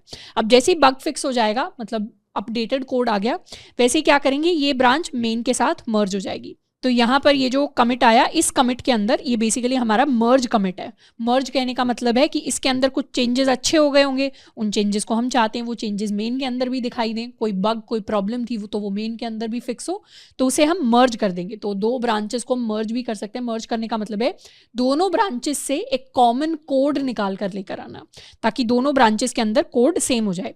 अभी हो सकता है बग के अंदर कुछ और कोड चल रहा हो, मेन के अंदर कुछ और कोड चल रहा है, दोनों के अंदर जब सेम कोड हो जाए उसको मर्ज करना कह देते हैं। और उसके बाद जब फीचर बिल्ड हो जाएगा तो फीचर को भी आकर हम मेन के साथ मर्ज कर देंगे, तो इन तीनों ब्रांचेस में अब सेम कोड हो जाएगा। अब क्योंकि बाद में जाके बग फिक्स हमारा हो ही गया ऑलरेडी और मेन के अंदर भी हमने उसे मर्ज कर दिया है, तो हम चाहें तो अपनी बग फिक्स को बाद में डिलीट कर सकते हैं, फीचर को चाहें तो बाद में हम डिलीट कर सकते हैं। तो इस तरीके से हमारा ब्रांचेस का कॉन्सेप्ट काम करता है डेवलपमेंट के अंदर। अब नेक्स्ट हम बात करने वाले हैं अपनी ब्रांच रिलेटेड कमांड्स के बारे में। इनमें से सबसे पहली कमांड है हमारी गिट ब्रांच, जिसको हम ऑलरेडी चेक कर चुके हैं कि ये कैसे काम करती है। जैसे यहाँ पर अपने प्रोजेक्ट 2 में आ जाते हैं। अभी अगर हमें अपनी ब्रांच देखनी है तो उसके लिए हम चेक कर सकते हैं कि हमारी कौन सी ब्रांच चल रही है, मेन ब्रांच चल रही है। हम चाहें तो अपनी ब्रांच को रीनेम कर सकते हैं, तो हम लिखते हैं गिट ब्रांच -m और करंट ब्रांच जो है उसको रीनेम करने के लिए हम अपना नया नेम लिखते हैं। तो हमने मास्टर को रीनेम किया था टू दिस मेन ब्रांच। इसके अलावा हमारे पास एक और कमांड होती है गिट चेकआउट। गिट चेकआउट का काम होता है टू नेविगेट करना, यानी एक ब्रांच से दूसरी ब्रांच के अंदर जाना। तो अगर हमें किसी दूसरी ब्रांच के अंदर जाना है तो हम सिंपली लिख सकते हैं गिट चेकआउट और उस ब्रांच का नाम। और अभी के लिए, जैसे अभी हमारे पास सिर्फ एक ही ब्रांच है तो हम कहाँ जाएं नेविगेट करके, तो उस काम को करने के लिए हम लिख सकते हैं git checkout -b new branch name.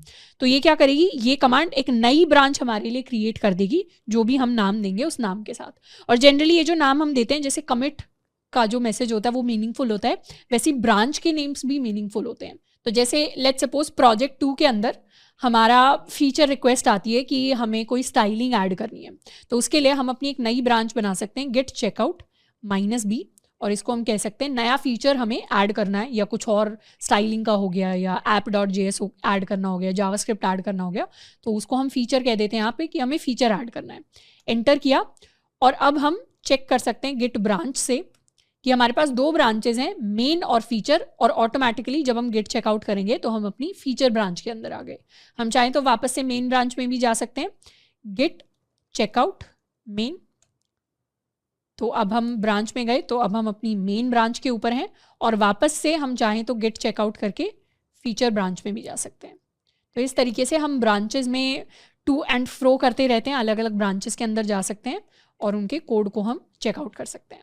अब किसी भी ब्रांच को डिलीट करने के लिए हम लिखते हैं गिट ब्रांच -d और उस ब्रांच का नाम।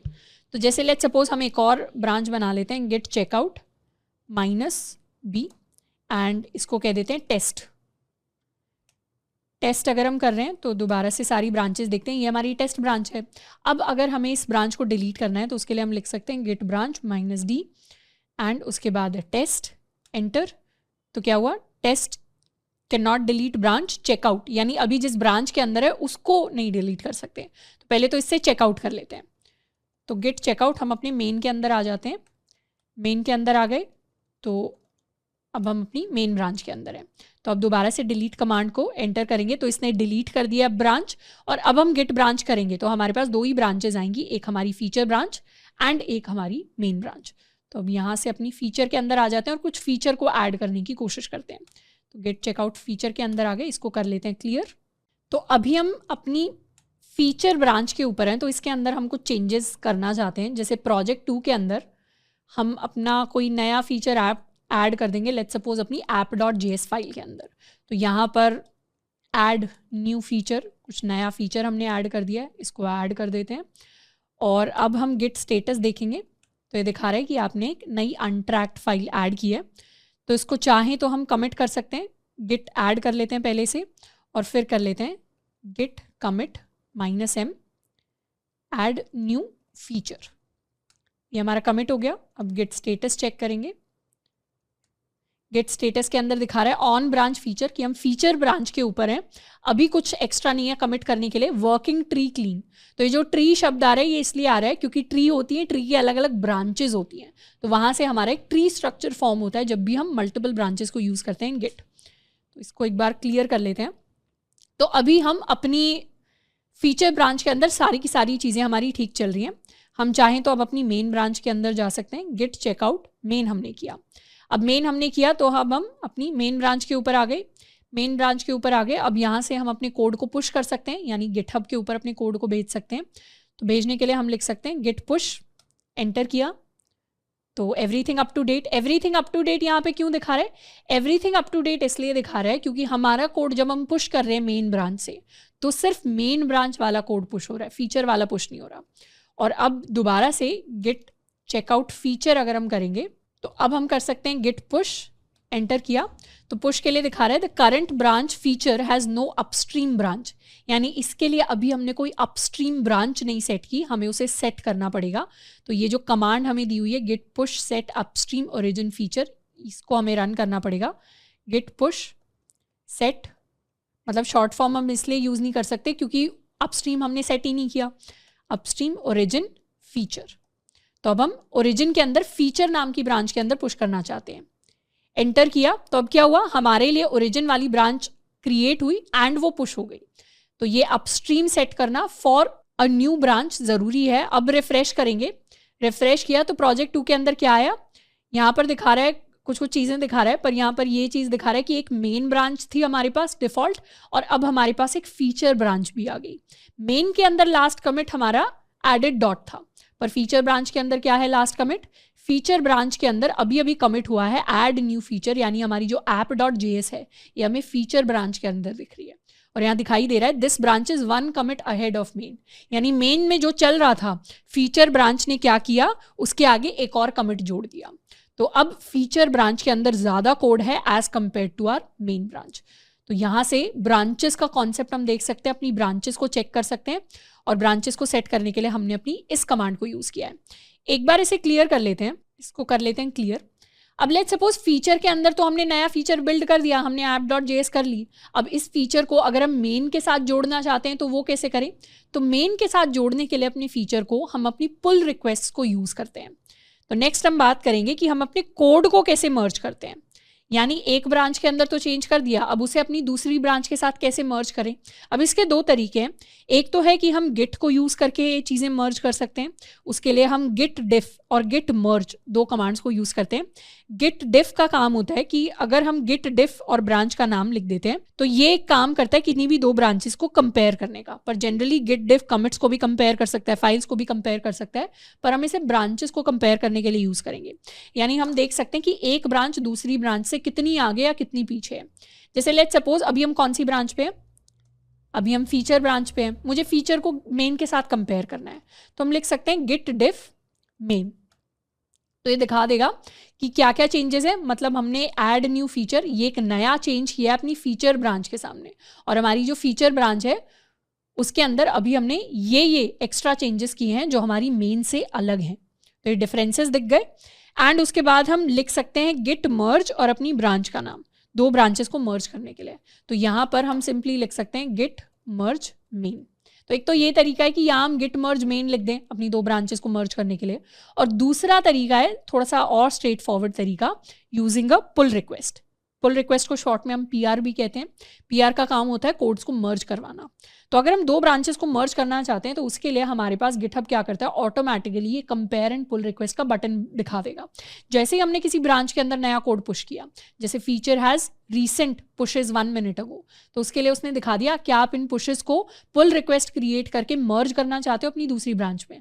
तो पुल रिक्वेस्ट की अगर बात करें तो it lets you tell others about changes you have push to a branch in a repo on GitHub. यानी पुल रिक्वेस्ट हमें वो एबिलिटी देती है, हमें वो शक्ति देती है कि हम दूसरे लोगों को बता पाएं, अगर प्रोजेक्ट के अंदर बहुत सारे लोग काम कर रहे हैं तो हम उनको बता पाएं कि हमने कौन कौन से चेंजेस अपनी ब्रांच के अंदर पुश किए हैं। तो इस पर जब हम क्लिक करेंगे कंपेयर एंड पुल रिक्वेस्ट पर, तो इस तरीके का पेज हमें दिखाई देगा और यहाँ पे क्लियरली पता चल रहा है कि हम एक पुल रिक्वेस्ट स्टार्ट करने की या ओपन करने की कोशिश कर रहे हैं, और उस पुल रिक्वेस्ट में हम क्या चीज़ मर्ज करने की कोशिश कर रहे हैं, उसमें हम फीचर ब्रांच को मेन ब्रांच के साथ मर्ज करने की कोशिश कर रहे हैं।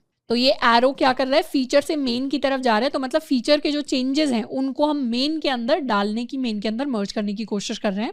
अब इस तरीके से हम अपनी पुल रिक्वेस्ट क्रिएट कर सकते हैं जब भी हम एक ब्रांच के चेंजेस को दूसरी ब्रांच के अंदर मर्ज करना चाह रहे हैं, तो या कहीं भी एक जगह के एक रेपो के चेंजेस को दूसरी रेपो के अंदर मर्ज करना चाह रहे हैं। तो जब भी कोड को हम मर्ज करना चाह रहे हैं तो उसके लिए हम अपनी पीआर को क्रिएट करते हैं, और जब भी पुल रिक्वेस्ट को क्रिएट करते हैं हम उसके साथ कुछ इस तरीके से एक मैसेज लिखकर भेजते हैं कि ये जो पीआर है, जो पुल रिक्वेस्ट हम क्रिएट कर रहे हैं, कि हमारा मर्ज करने का रीज़न क्या है, आप कौन सा नया कोड ऐड कर रहे हो या क्यों ऐड कर रहे हो। तो उसके लिए यहाँ पर हम लिख सकते हैं कि एडेड अ न्यू फीचर, कि हमने एक नया फीचर ऐड किया है, और साथ के साथ हम अपना कोई कमेंट लिख सकते हैं कि added new features in app.js file.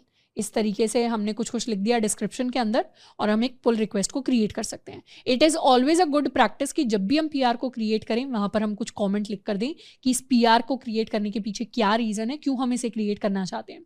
क्योंकि जनरली अभी तो क्या है, हम अपना खुद सिंगल अकाउंट चला रहे हैं, एक ही अकाउंट के ऊपर हम ही पीआर क्रिएट करेंगे और हम ही कोड को मर्ज करेंगे। तो पर जब भी हम इंटर्नशिप कर रहे होंगे या जॉब कर रहे होंगे, या अगर हम बहुत सारे लोगों के साथ प्रोजेक्ट पे काम कर रहे हैं, तो वहाँ पर कई सारे लोग होंगे, तो वहाँ पर हर व्यक्ति को बताना पड़ेगा कि वो जो एक नया कोड मर्ज करने की कोशिश कर रहे हैं उसके पीछे क्या रीज़न है, ताकि सारे लोगों को समझ में आए कि कोड के अंदर, रेपो के अंदर क्या क्या चेंजेस चल रहे हैं।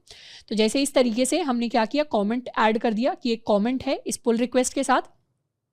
तो ऊपर पुल रिक्वेस्ट वाले टैब में हमारी एक नई पुल रिक्वेस्ट आ गई, add a new feature, and उसके अंदर हो सकता है कोई और व्यक्ति आकर एक और कोई नया कमेंट ऐड कर दे, या जनरली ऐसा होता है जो जूनियर डेवलपर्स होते हैं वो अपनी पुल रिक्वेस्ट क्रिएट करते हैं, फिर सीनियर डेवलपर्स पुल रिक्वेस्ट को रिव्यू करते हैं और देखते हैं कि क्या क्या कोड चेंजेस दिए गए हैं। अगर उन्हें कुछ गलत लगता है उस कोड के अंदर तो वो वहाँ पर कमेंट करते हैं कि पहले इस कोड को ठीक करो, उसके बाद पीआर क्रिएट करना, या उसके बाद पीआर मर्ज होगी। फिर हम कोड को दोबारा ठीक करते हैं, नए चेंजेस करते हैं, नए कमिट्स करते हैं और पीआर को अपडेट करते हैं, एंड उसके बाद हमारी पीआर मर्ज होती है।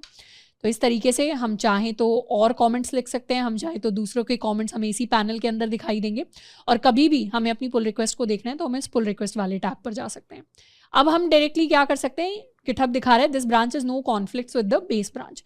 कॉन्फ्लिक्ट कहने का मतलब है कि कॉन्फ्लिक्ट्स तब आते हैं, तब निकलते हैं जब क्या हुआ कि जब मेन ब्रांच के अंदर भी सेम फाइल में सेम जगह चेंज हो गया और आपकी ब्रांच के अंदर भी सेम फाइल में सेम जगह चेंज हो गया, तो गिटहब को फिर समझ नहीं आता कि कौन सा चेंज लेना है, इसके वाला लेना है या इस वाली ब्रांच वाला लेना है, तो तब कॉन्फ्लिक्ट्स आते हैं। पर हमने तो यहाँ पर बिल्कुल ही नई फाइल बनाई है तो कोई कॉन्फ्लिक्ट नहीं आया, कोई टेंशन नहीं हुई, तो हम सीधा मर्ज कर सकते हैं पुल रिक्वेस्ट को।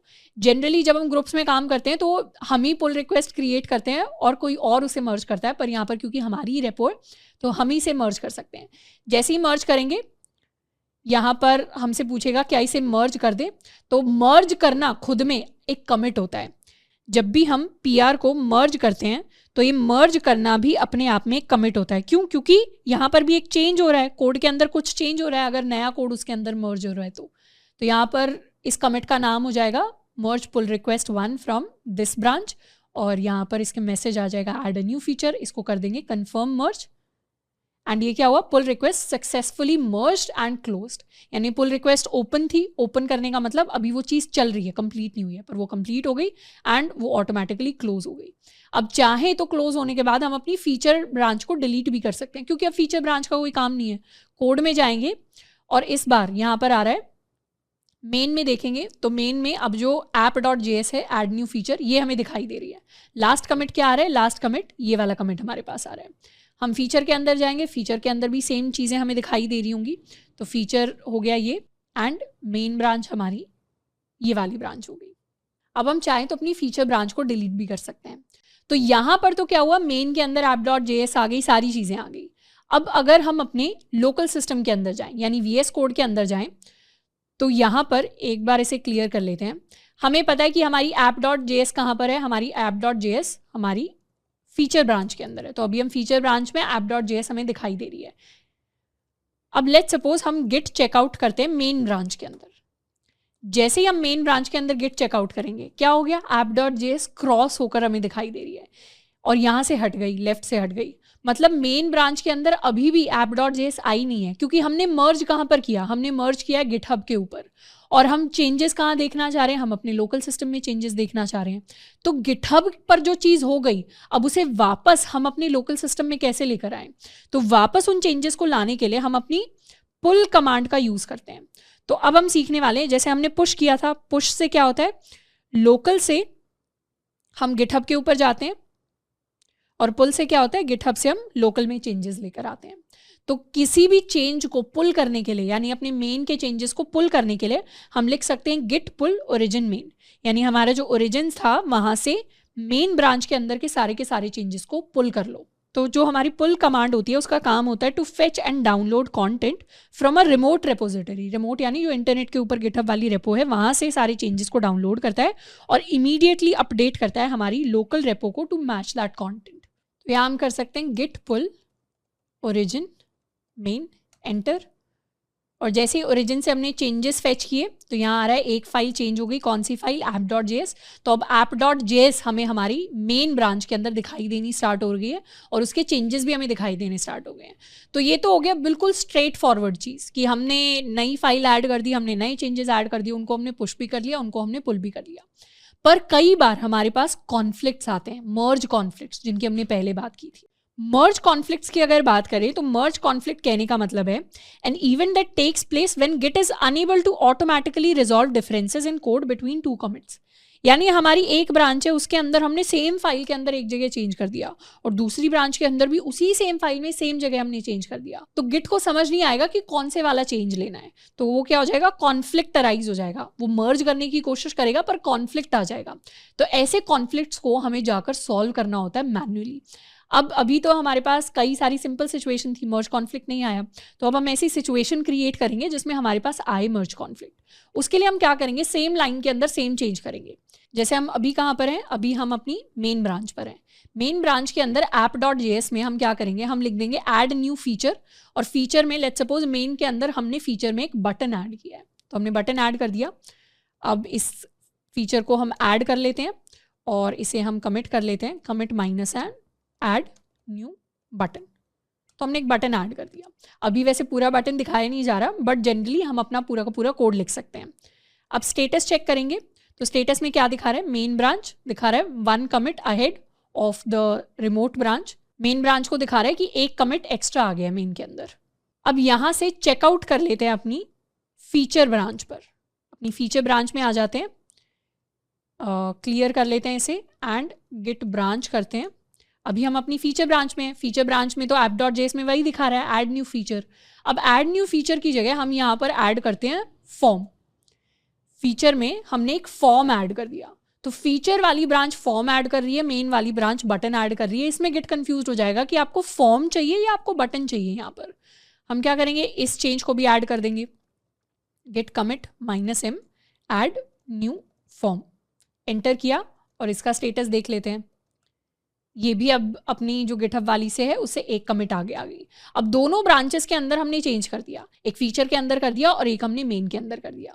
अब गिटहब से पुल रिक्वेस्ट क्रिएट करने की बजाय हम क्या करेंगे, लोकल सिस्टम से अपने कोड को मर्ज करने की कोशिश करेंगे। लोकल सिस्टम से मर्ज करने के लिए सबसे पहले तो आ जाते हैं अपनी मेन ब्रांच पे। गिट चेकआउट मेन, या चेकआउट करने से पहले हम लिख देते हैं गिट डिफरेंस मेन, यानी हम अपनी फीचर ब्रांच को कंपेयर कर रहे हैं अपनी मेन ब्रांच के साथ। तो मेन ब्रांच से कंपेयर करने के लिए हमें दिख रहा है कि हमारी मेन ब्रांच के अंदर तो ये वाली लाइन लिखी हुई है ऐड न्यू फीचर बटन, और हमारी के अंदर लिखा हुआ है ऐड न्यू फीचर फॉर्म। तो दोनों के अंदर एक डिफरेंस आ गया। यही डिफरेंस कॉन्फ्लिक्ट लेकर आएगा। कैसे लेकर आएगा? हम सिंपली जा सकते हैं, हम एक बार जाते हैं अपनी मेन के अंदर, गिट चेकआउट मेन के अंदर, और यहाँ पर देख सकते हैं गिट डिफरेंस फीचर। तो मेन ब्रांच क्या कह रही है? मेन ब्रांच कह रही है फीचर ने फॉर्म ऐड कर दिया, पर मुझे तो बटन ऐड करना था।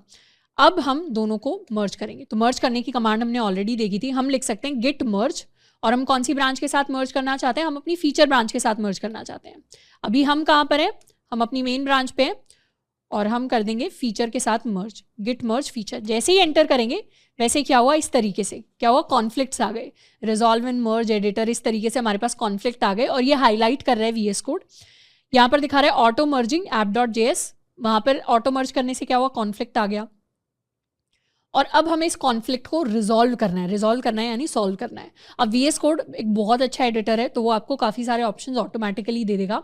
एक्सेप्ट करंट चेंज, यानी हम मेन ब्रांच पर अगर हैं तो मुझे तो मेन ब्रांच वाले ही चेंजेस चाहिए, फीचर वाले इग्नोर कर दो, उसका डायरेक्ट ऑप्शन हमारे पास होता है। एक्सेप्ट इनकमिंग चेंज, यानी फीचर वाले चेंजेस लेने, हमें मेन वाले इग्नोर कर दो, उसका भी डायरेक्ट ऑप्शन होता है। दोनों के ही चेंजेस लो, यानी एक फॉर्म भी ऐड करो, बटन भी ऐड करो, दोनों का भी हमारे पास ऑप्शन होता है। और कंपेयर चेंजेस, तो इस तरीके से VS कोड हमें स्मार्टली काफ़ी सारे ऑप्शन दे देता है। बाकी हम इसे मैन्युअली सॉल्व करने की कोशिश करेंगे। ये जो एक्स्ट्रा लाइन ऐड हुई हैं हम इनको डिलीट कर सकते हैं। जैसे वैसे तो ये दिखा रही हैं कि अभी करंट चेंज क्या है कि हमने मेन के अंदर बटन ऐड किया, और इनकमिंग चेंज मतलब नया चेंज कहाँ से आ रहा है? फीचर ब्रांच से हमारा नया चेंज आ रहा है जिसके अंदर फॉर्म ऐड हो रहा है। तो हम क्या करेंगे? मैन्युअली ये जो एक्स्ट्रा चीज़ें हैं इनको हम डिलीट कर देंगे, इसको भी डिलीट कर देते हैं। और हम क्या चाहते हैं? हम चाहते हैं बटन भी ऐड हो और फॉर्म भी ऐड हो। तो इन लाइनों को इस तरीके से हम कर सकते हैं, और इसको कर लेते हैं सेव। तो ये क्या हो गया? ये हमने अपने कॉन्फ्लिक्ट को रिजॉल्व कर लिया मैन्युअली, कि हमें तो दोनों चेंजेस चाहिए। हम चाहें तो एक चेंज भी रख सकते हैं, इसको फॉर्म को हटा सकते हैं, या ऊपर जाके बटन को हटा सकते हैं, कोई भी कोड हटा सकते हैं, तो उससे हमारा एक चेंज आ जाएगा। नहीं तो हम चाहें तो दोनों चेंजेस। और अब अगर स्टेटस चेक करेंगे, गिट स्टेटस, तो गिट स्टेटस में क्या दिखा रहा है? गिट स्टेटस में दिखा रहा है कि ठीक है, आपने कॉन्फ्लिक्ट तो रिजॉल्व कर लिया, पर अभी हमारे पास मॉडिफाइड फाइल है कि app.js क्या हो गई है? मॉडिफाई हो गई है। मॉडिफाई हो गई है तो इसके चेंजेस को हमें ऐड करना पड़ेगा। तो गिट ऐड कर लेते हैं, स्टेटस चेक करते हैं, ऐड कर लिया। तो अब इसे हमें कमिट करना है, तो गिट कमिट कर लेते हैं -m और मर्ज न्यू फीचर, या इसे कह देते हैं मर्ज विद फीचर। हमने इसे मर्ज कर लिया फीचर के साथ, इसको हम कर देते हैं एंटर। तो अब ये मर्ज हो गई है ब्रांच फीचर के साथ। अब हम चाहें तो यहाँ पर इस कोड को पुश कर सकते हैं to our origin main. Code को हमने पुश कर दिया, रिफ्रेश करेंगे तो यहाँ पर लास्ट कमिट जो दिखाएगा वो होगा मर्ज विद फीचर, और app.js के अंदर जाएंगे तो हमारे दोनों फीचर्स हमें एडेड मिलेंगे। तो इस तरीके से हम अपने फीचर्स को भी ऐड कर सकते हैं। तो इस तरीके से हम अपनी ब्रांचेस को मर्ज करते हैं, और उसके अंदर हम अपने मर्ज कॉन्फ्लिक्ट्स को रिजॉल्व कर सकते हैं। अब नेक्स्ट हम बात करने वाले हैं एक और इंपॉर्टेंट चीज़ की, which is to fix our mistakes. अब जैसे हम अपने लेक्चर के अंदर सीख रहे हैं कि गिट एंड गिटहब को यूज़ कैसे करना है, ज़रूरी नहीं है ज़िंदगी हमेशा उतनी स्मूथ चलती रहे। कई बार गिटहब के अंदर हम कई सारी कॉम्प्लेक्स प्रॉब्लम्स में फंस जाते हैं, तो उन सिचुएशंस को, उन मिस्टेक्स को हम फिक्स कैसे कर सकते हैं। इनमें से हम जनरल प्रॉब्लम्स की बात करेंगे, जिसमें से सबसे पहली मिस्टेक हो सकती है कि हमने कोई ऐसे चेंजेस स्टेज कर दिए, यानी चेंजेस को बस ऐड कर दिया, कमिट नहीं किया, सिर्फ स्टेज किया, तो मतलब ऐड किया चेंजेस को जो हमें चाहिए ही नहीं, अननेसेसरी चेंजेस को हमने ऐड कर दिया। तो हम उन्हें अनऐड कैसे कर सकते हैं? तो अनऐड करने के लिए हम अपनी गिट रीसेट कमांड का यूज़ करते हैं। जैसे हमारा ये प्रोजेक्ट है और अभी हम अपनी मेन ब्रांच के ऊपर है। मेन ब्रांच के ऊपर हमने क्या कर दिया? हमने गलती से कुछ नया चेंज ऐड कर दिया, इसको हम कह देते हैं मिस्टेक। लेट्स सपोज हमने मिस्टेक ऐड कर दिया। अब इसको हम ऐड कर देते हैं गिट, पहले तो स्टेटस देख लेते हैं, गिट स्टेटस में ये दिखा रहा है। अब गिट ऐड कर लेते हैं। अब गिट स्टेटस देखेंगे तो हमारी जो चेंज है, जो मिस्टेक है, वो ऐड हो गई। अब हम चाहते हैं इस मिस्टेक को हटाना, तो उस मिस्टेक को हटाने के लिए हम गिट रीसेट कर सकते हैं। तो जब हमें किसी सिंगल फाइल के अंदर मिस्टेक को रीसेट करना है, मतलब उसी का चेंज हटाना है, तो हम सिंपली लिख सकते हैं गिट रीसेट और अपनी फाइल का नाम। और जब हमें सारी फाइल्स के लास्ट अभी जो रीसेंट चेंज किया था, ऐड किया था, उसको हटाना है तो उसके लिए हम सिंपली गिट रीसेट कर सकते हैं। तो यहाँ पर हम दोनों में से कुछ भी यूज़ कर सकते हैं। Let's suppose if we write git reset कि app.js के अंदर जो चेंज किया था उसको रीसेट कर दो, एंटर किया, और अब अगर स्टेटस देखेंगे तो स्टेटस में अब दोबारा से मॉडिफाइड आ गया। तो हमने अपने स्टेज्ड चेंज को रीसेट कर दिया। दूसरा चेंज हमारे पास हो सकता है कि अगर हमने गलती से कुछ ऐसा कमिट कर दिया चेंज जो हमें नहीं करना था, जो गलत था, जैसे लेट्स सपोज ये हमारी मिस्टेक है, इसी मिस्टेक को हम ऐड भी कर दें और कमिट भी कर दें। तो इसके लिए शॉर्ट में लिख सकते हैं गिट कमिट -am और कमिट मैसेज लिख देते हैं कि इसको कह देते हैं कमिट मिस्टेक, कि मैंने कोई मिस्टेक कमिट कर दी, एंटर कर दिया, क्लियर कर लेते हैं, गिट स्टेटस देख लेते हैं। तो क्या हुआ, हमने सारी की सारी मिस्टेक्स कमिट कर दी हैं, there is nothing more to commit, पर अभी हमें इस कमिट को रीसेट करना है। तो रीसेट करने के लिए हम लिखते हैं गिट रीसेट और फिर हम लिखते हैं हेड। यहाँ पर हेड का मतलब होता है हमारा लास्ट कमिट, यानी ये पॉइंट करता है, ये एक पॉइंटर है जो पॉइंट करता है हमारे लास्ट कमिट को। तो हेड पॉइंटर हम लिखते हैं, उसके बाद लिखते हैं टिल्ड और 1। बेसिकली ये चीज़ लिखने का मतलब है कि जो हमारा हेड पॉइंटर अभी हमारे लास्ट कमिट को पॉइंट कर रहा है, जैसे हम इमेजिन कर सकते हैं ये हमारा कमिट 1 है, ये हमारा कमिट 2 है, ये हमारा कमिट 3 है, ये हमारा कमिट 4 है। इस तरीके से हमने 4-5 कमिट्स किए। अब हमारा जो हेड है वो हमारा हेड अभी यहाँ पर है। हम चाहते हैं हमारा ये जो लास्ट कमिट था ये तो हट जाए, इसको भूल जाए गिट, और हमारा जो हेड है वो यहाँ पर आ जाए। तो वो चीज़ करने के लिए हम लिखते हैं हेड टिल्ड 1, यानी एक कमिट पीछे भेज दो हेड को। तो वो चीज़ करके देखते हैं, git reset head tilde 1 enter. तो इससे क्या हुआ, अनस्टेज्ड चेंजेस आफ्टर रीसेट। तो अब स्टेटस देखेंगे तो स्टेटस में कमिटेड नहीं दिखा रहा, स्टेटस में दिखा रहा है मॉडिफाइड, यानी कमिट भी हट गया और हमारा ऐड भी हट गया। तो मतलब ये कुछ मिस्टेक है जो रह गई है, अब हम चाहें तो इसे डिलीट कर सकते हैं। तो इस तरीके से हम अंडू करते हैं अपने कमिटेड चेंजेस को। अब कई बार हो सकता है कि हमें सिर्फ एक कमिट को अंडू नहीं करना, हमें बहुत सारे कमिट्स को अंडू करना है। जैसे लेट्स सपोज हमने 4 कमिट्स कर दिए, पर हमें तो इस स्टेज पे वापस जाना है, हमें तो सेकंड वाले कमिट पे वापस लेकर जाना है, हमें ये लास्ट वाले 2 अननेसेसरी कमिट्स चाहिए ही नहीं। अगर ये हमें नहीं चाहिए तो उसके लिए हम कमिट हैश का यूज़ करते हैं। अब कभी भी जाकर किसी भी ब्रांच के अंदर हम लिख सकते हैं गिट लॉग। गिट लॉग से क्या होगा, हमारे सारे के सारे कमिट्स की इन्फॉर्मेशन आ जाएगी। तो ये जो हमारी मेन ब्रांच है इसमें ये रिवर्स क्रोनोलॉजिकल ऑर्डर में आती है, यानी सबसे जो पुराना कमिट हमारे पास होगा वो सबसे नीचे आ रहा होगा। तो सबसे पहले हमने इस ब्रांच के अंदर एक नया बटन ऐड किया था, उसके बाद हमने इस ब्रांच के अंदर एक नया फॉर्म ऐड किया था, उसके बाद हमने फीचर ब्रांच को इसके अंदर मर्ज कर दिया था। तो इस तरीके से सारे का सारा हमारे पास स्टेटस आ जाएगा कि लास्ट हमारे पास क्या क्या चेंजेस हुए। अब हम चाहते हैं कि हमें इस चेंज में वापस जाना है, यानी ऐड न्यू फॉर्म।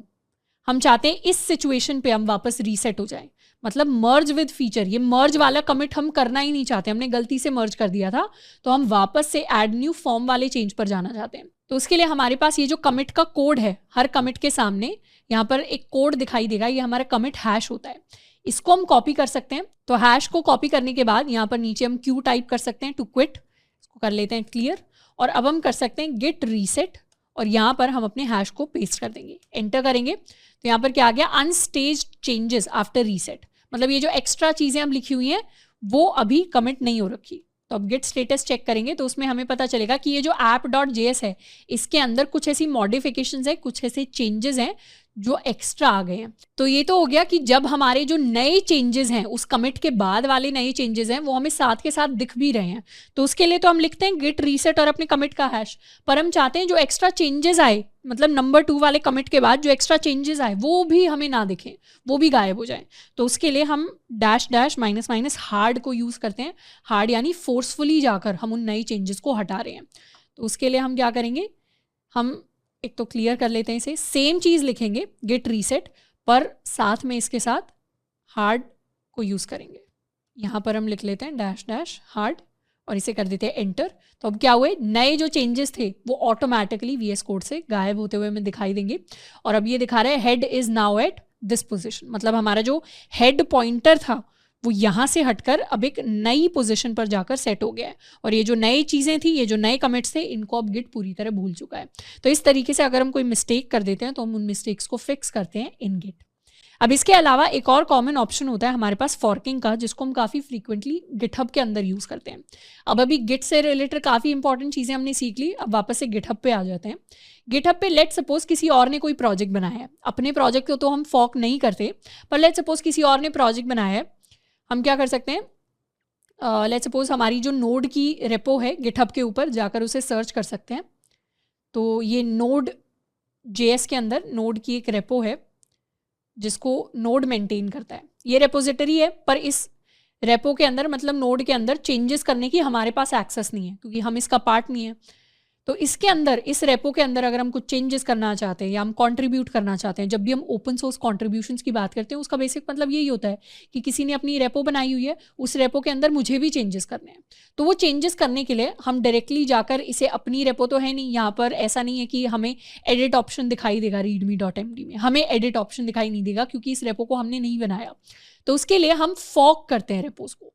फॉर्क करने का मतलब होता है अपनी एक कॉपी बना लेना। तो वो हम फॉर्क पर क्लिक करेंगे, फॉर्क पर क्लिक करने से हम अपने अकाउंट के अंदर एक नई रेपो बनाएंगे, उसी सेम नाम से बना सकते हैं, डिफरेंट नाम से बना सकते हैं नेम, और उसके अंदर हम अपना सेम पूरा का पूरा कोड जो नोड वाले उस रेपो के अंदर था अपने अकाउंट पर लेकर आना चाहते हैं। तो हमारे पास ऑप्शन होता है या तो सिर्फ मेन ब्रांच का कोड ला सकते हैं या हम पूरा का पूरा कोड कॉपी कर सकते हैं। तो हम क्रिएट कर देंगे फॉर्क, तो क्या होगा, वो कोड उस पुराने वाली रेपो से हमारी रेपो के अंदर डुप्लीकेट होना, कॉपी होना स्टार्ट हो जाएगा। और कई बार हो सकता है बहुत सारा कोड हो तो उसमें टाइम भी लग सकता है। तो अब डेल्टा स्टूडेंट 101 के अंदर हमारे पास एक नई रेपोजिटरी बन गई नोड नाम से, जिसके अंदर वो पूरा का पूरा कोड हमारे पास आ गया, ये सारा का सारा कोड। और अब हमें readme.md में एडिट का ऑप्शन दिख रहा है। अब लेट सपोज हमें कुछ चेंजेस करने हैं इसके अंदर, हम यहाँ पर लिखना चाहते हैं एडिटेड, कुछ एडिट कर दिया हमने, कुछ भी एडिट हो सकता है, एडिटेड बाय श्रद्धा।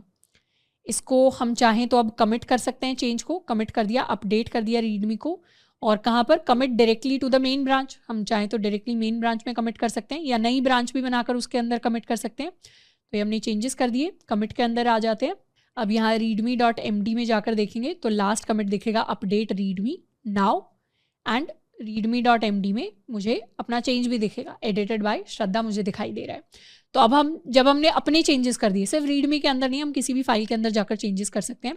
अब हम एक पुल रिक्वेस्ट क्रिएट कर सकते हैं। कैसे पुल रिक्वेस्ट क्रिएट करेंगे, हम जा सकते हैं पुल रिक्वेस्ट में, और पुल रिक्वेस्ट के अंदर एक नई पुल रिक्वेस्ट हम क्रिएट करेंगे। और यहाँ पर कहाँ से कहाँ तक हम पुल रिक्वेस्ट क्रिएट करना चाहते हैं, हम चाहते हैं कि हमारे जो डेल्टा स्टूडेंट था उसने जो मेन ब्रांच के अंदर चेंजेस किए उनको हम मर्ज करना चाहते हैं नोड जेएस की जो ऑफिशियल रेपो है उसके मेन ब्रांच के चेंजेस के साथ। तो हम चाहें तो उसके किसी दूसरी ब्रांच के, जैसे लेट्स सपोज एक्शंस वाली ब्रांच के चेंजेस के साथ मर्ज करना चाहते हैं, ये भी एक ऑप्शन हो सकता है। पर अभी के लिए हम चाहते हैं मेन ब्रांच के साथ हमारी चेंजेस मर्ज हो जाए। कौन से चेंजेस हमने किए हैं वो नीचे दिख भी रहे हैं कि हमने जो readme.md के अंदर चेंज किया है, क्या चेंज किया है, हमने एक लाइन ऐड की है एडिटेड बाय श्रद्धा, ये एक पॉजिटिव हमने चेंज किया है, ग्रीन में दिखाई दे रहा है। तो इस चेंज को हम उस नोड जेएस वाली ब्रांच के साथ चेंज करना चाहते हैं। तो इसके लिए हम एक नई पुल रिक्वेस्ट क्रिएट कर सकते हैं, और जैसे ही हम पुल रिक्वेस्ट क्रिएट करेंगे नोड वाली जो रेपो है जिस पर जो डेवलपर्स काम कर रहे हैं उन्हें हमारी पुल रिक्वेस्ट दिखनी शुरू हो जाएगी। ऑल्दो हम ये पुल रिक्वेस्ट क्रिएट नहीं करेंगे क्योंकि इस तरीके से एडिटेड बाय श्रद्धा अगर लिख दिया तो उसको वो वैसे ही मर्ज नहीं करने वाले, वैसे ही वो जो चेंज है वहाँ पर रिफ्लेक्ट नहीं करेगा। बट बेसिक, और हमें करना भी नहीं चाहिए, बैड प्रैक्टिस है। बट लेट सपोज अगर कोई बड़ा प्रोजेक्ट है उसके अंदर हम जेन्युइनली कोई अच्छा कॉन्ट्रीब्यूट करना चाहते हैं, कोई अच्छा चेंज कॉन्ट्रीब्यूट करना चाहते हैं, तो उसके लिए हम इस तरीके से अपना चेंज ऐड कर सकते हैं या अपनी ब्रांच ऐड कर सकते हैं, और उसे ओरिजिनल जो हमारी बेस रेपोजिटरी है उसके अंदर, जो हमारी बेस ब्रांच है उसके अंदर जाकर उस चेंज को मर्ज कर सकते हैं। तो इस तरीके से पुल रिक्वेस्ट एक ही अकाउंट की दो ब्रांचेस को मर्ज करने के लिए नहीं, किसी दूसरे अकाउंट में अगर हमें अपना कोड मर्ज करना है किसी दूसरे व्यक्ति की रेपो के अंदर, तो उस काम के लिए भी हम अपनी पुल रिक्वेस्ट को क्रिएट करते हैं। तो पुल रिक्वेस्ट को क्रिएट करने के लिए हमें सबसे पहले वो जो हमारा चेंज होता है, अपनी प्रोफाइल के अंदर आ जाते हैं, रेपोजिटरीज में अब हमें नोड दिखाई दे रही है। तो बेसिकली फॉर्क से शुरुआत होती है कि हम कोड को फॉर्क कर सकते हैं, अपनी खुद की एक क्लोन बना सकते हैं, अपने खुद का कोई डुप्लीकेट बना सकते हैं। तो एक बार फॉर्क को रिवाइज भी कर लेते हैं। Fork is a new repository that shares code and visibility settings with the original upstream repository. तो फॉर्क को हम कह सकते हैं कि एक रफ कॉपी के जैसी होती है जिसके ऊपर हम अपने चेंजेस कर सकते हैं, और उसके बाद जाके हमारी जो फेयर कॉपी होती है, फाइनल जो कॉपी होती है उसके अंदर जाके हम फाइनल चेंजेस कर सकते हैं यूजिंग पुल रिक्वेस्ट, यूजिंग मर्ज। तो इस तरीके से गिटहब के अंदर हमने काफ़ी सारी चीज़ें सीख ली हैं जिनको हम डे टू डे बेसिस पर अब यूज़ करना स्टार्ट कर सकते हैं। सबसे पहला होमवर्क टास्क जो मैं आपको दूंगी वो यही होगा कि जितने भी प्रोजेक्ट्स हमने डेल्टा से बनाए हैं उन प्रोजेक्ट्स को क्या करना है, उन प्रोजेक्ट्स को अपने गिटहब के ऊपर जाकर आपको अपलोड करना है। एंड अब से जैसे ही हम नए नए प्रोजेक्ट्स के ऊपर काम करेंगे कोशिश करनी है कि हम गिट को भी यूज़ करना स्टार्ट करें। अब उसके साथ साथ हम क्या करने वाले, गिटहब पे जो अपना कॉलेज अकाउंट है जिसके ऊपर डेल्टा के कुछ पहले से आपने फाइल्स डाउनलोड करके ही देखे होंगे, वहाँ पर हम एक नई रेपोजिटरी क्रिएट करेंगे अपना कॉलेज डेल्टा प्रोजेक्ट्स के नाम से। उन प्रोजेक्ट्स के अंदर आप खुद से अपना जो नए प्रोजेक्ट्स हैं जो आप खुद से बनाते हैं, जो डेल्टा का पार्ट नहीं है, जिनको आपने एज अ होमवर्क प्रॉब्लम या खुद से नई एपीआईज को यूज़ करते हुए या कुछ और टेक्नोलॉजीज़ को यूज़ करते हुए खुद से वेब डेवलपमेंट बेस्ड जो आप प्रोजेक्ट्स बना रहे हैं, जिनके ऊपर आप काम कर रहे हैं, तो उन प्रोजेक्ट्स को आप डिस्प्ले करने के लिए, अपने दूसरे क्लासमेट्स को दिखाने के लिए उस रेपो के अंदर जाकर मर्ज कर सकते हैं। वहाँ पर आपको क्या करना है, उस प्रोजेक्ट्स वाली रेपो को फॉर्क करना है। फॉर्क करके उसमें अपने चेंजेस ऐड करने हैं। अपने चेंजेस ऐड करके एक नई पुल रिक्वेस्ट क्रिएट करनी है और उस पुल रिक्वेस्ट को फिर मर्ज कर लिया जाएगा उस डेल्टा प्रोजेक्ट्स वाली नई रेपो के साथ। तो ये भी चीज़ आपके लिए एज अ होमवर्क प्रॉब्लम रहेगी। आई होप गिटहब को पढ़ने में हमें काफ़ी ज़्यादा मज़ा आया होगा। एंड अब नेक्स्ट हम शुरुआत करेंगे अपने बैक एंड के साथ।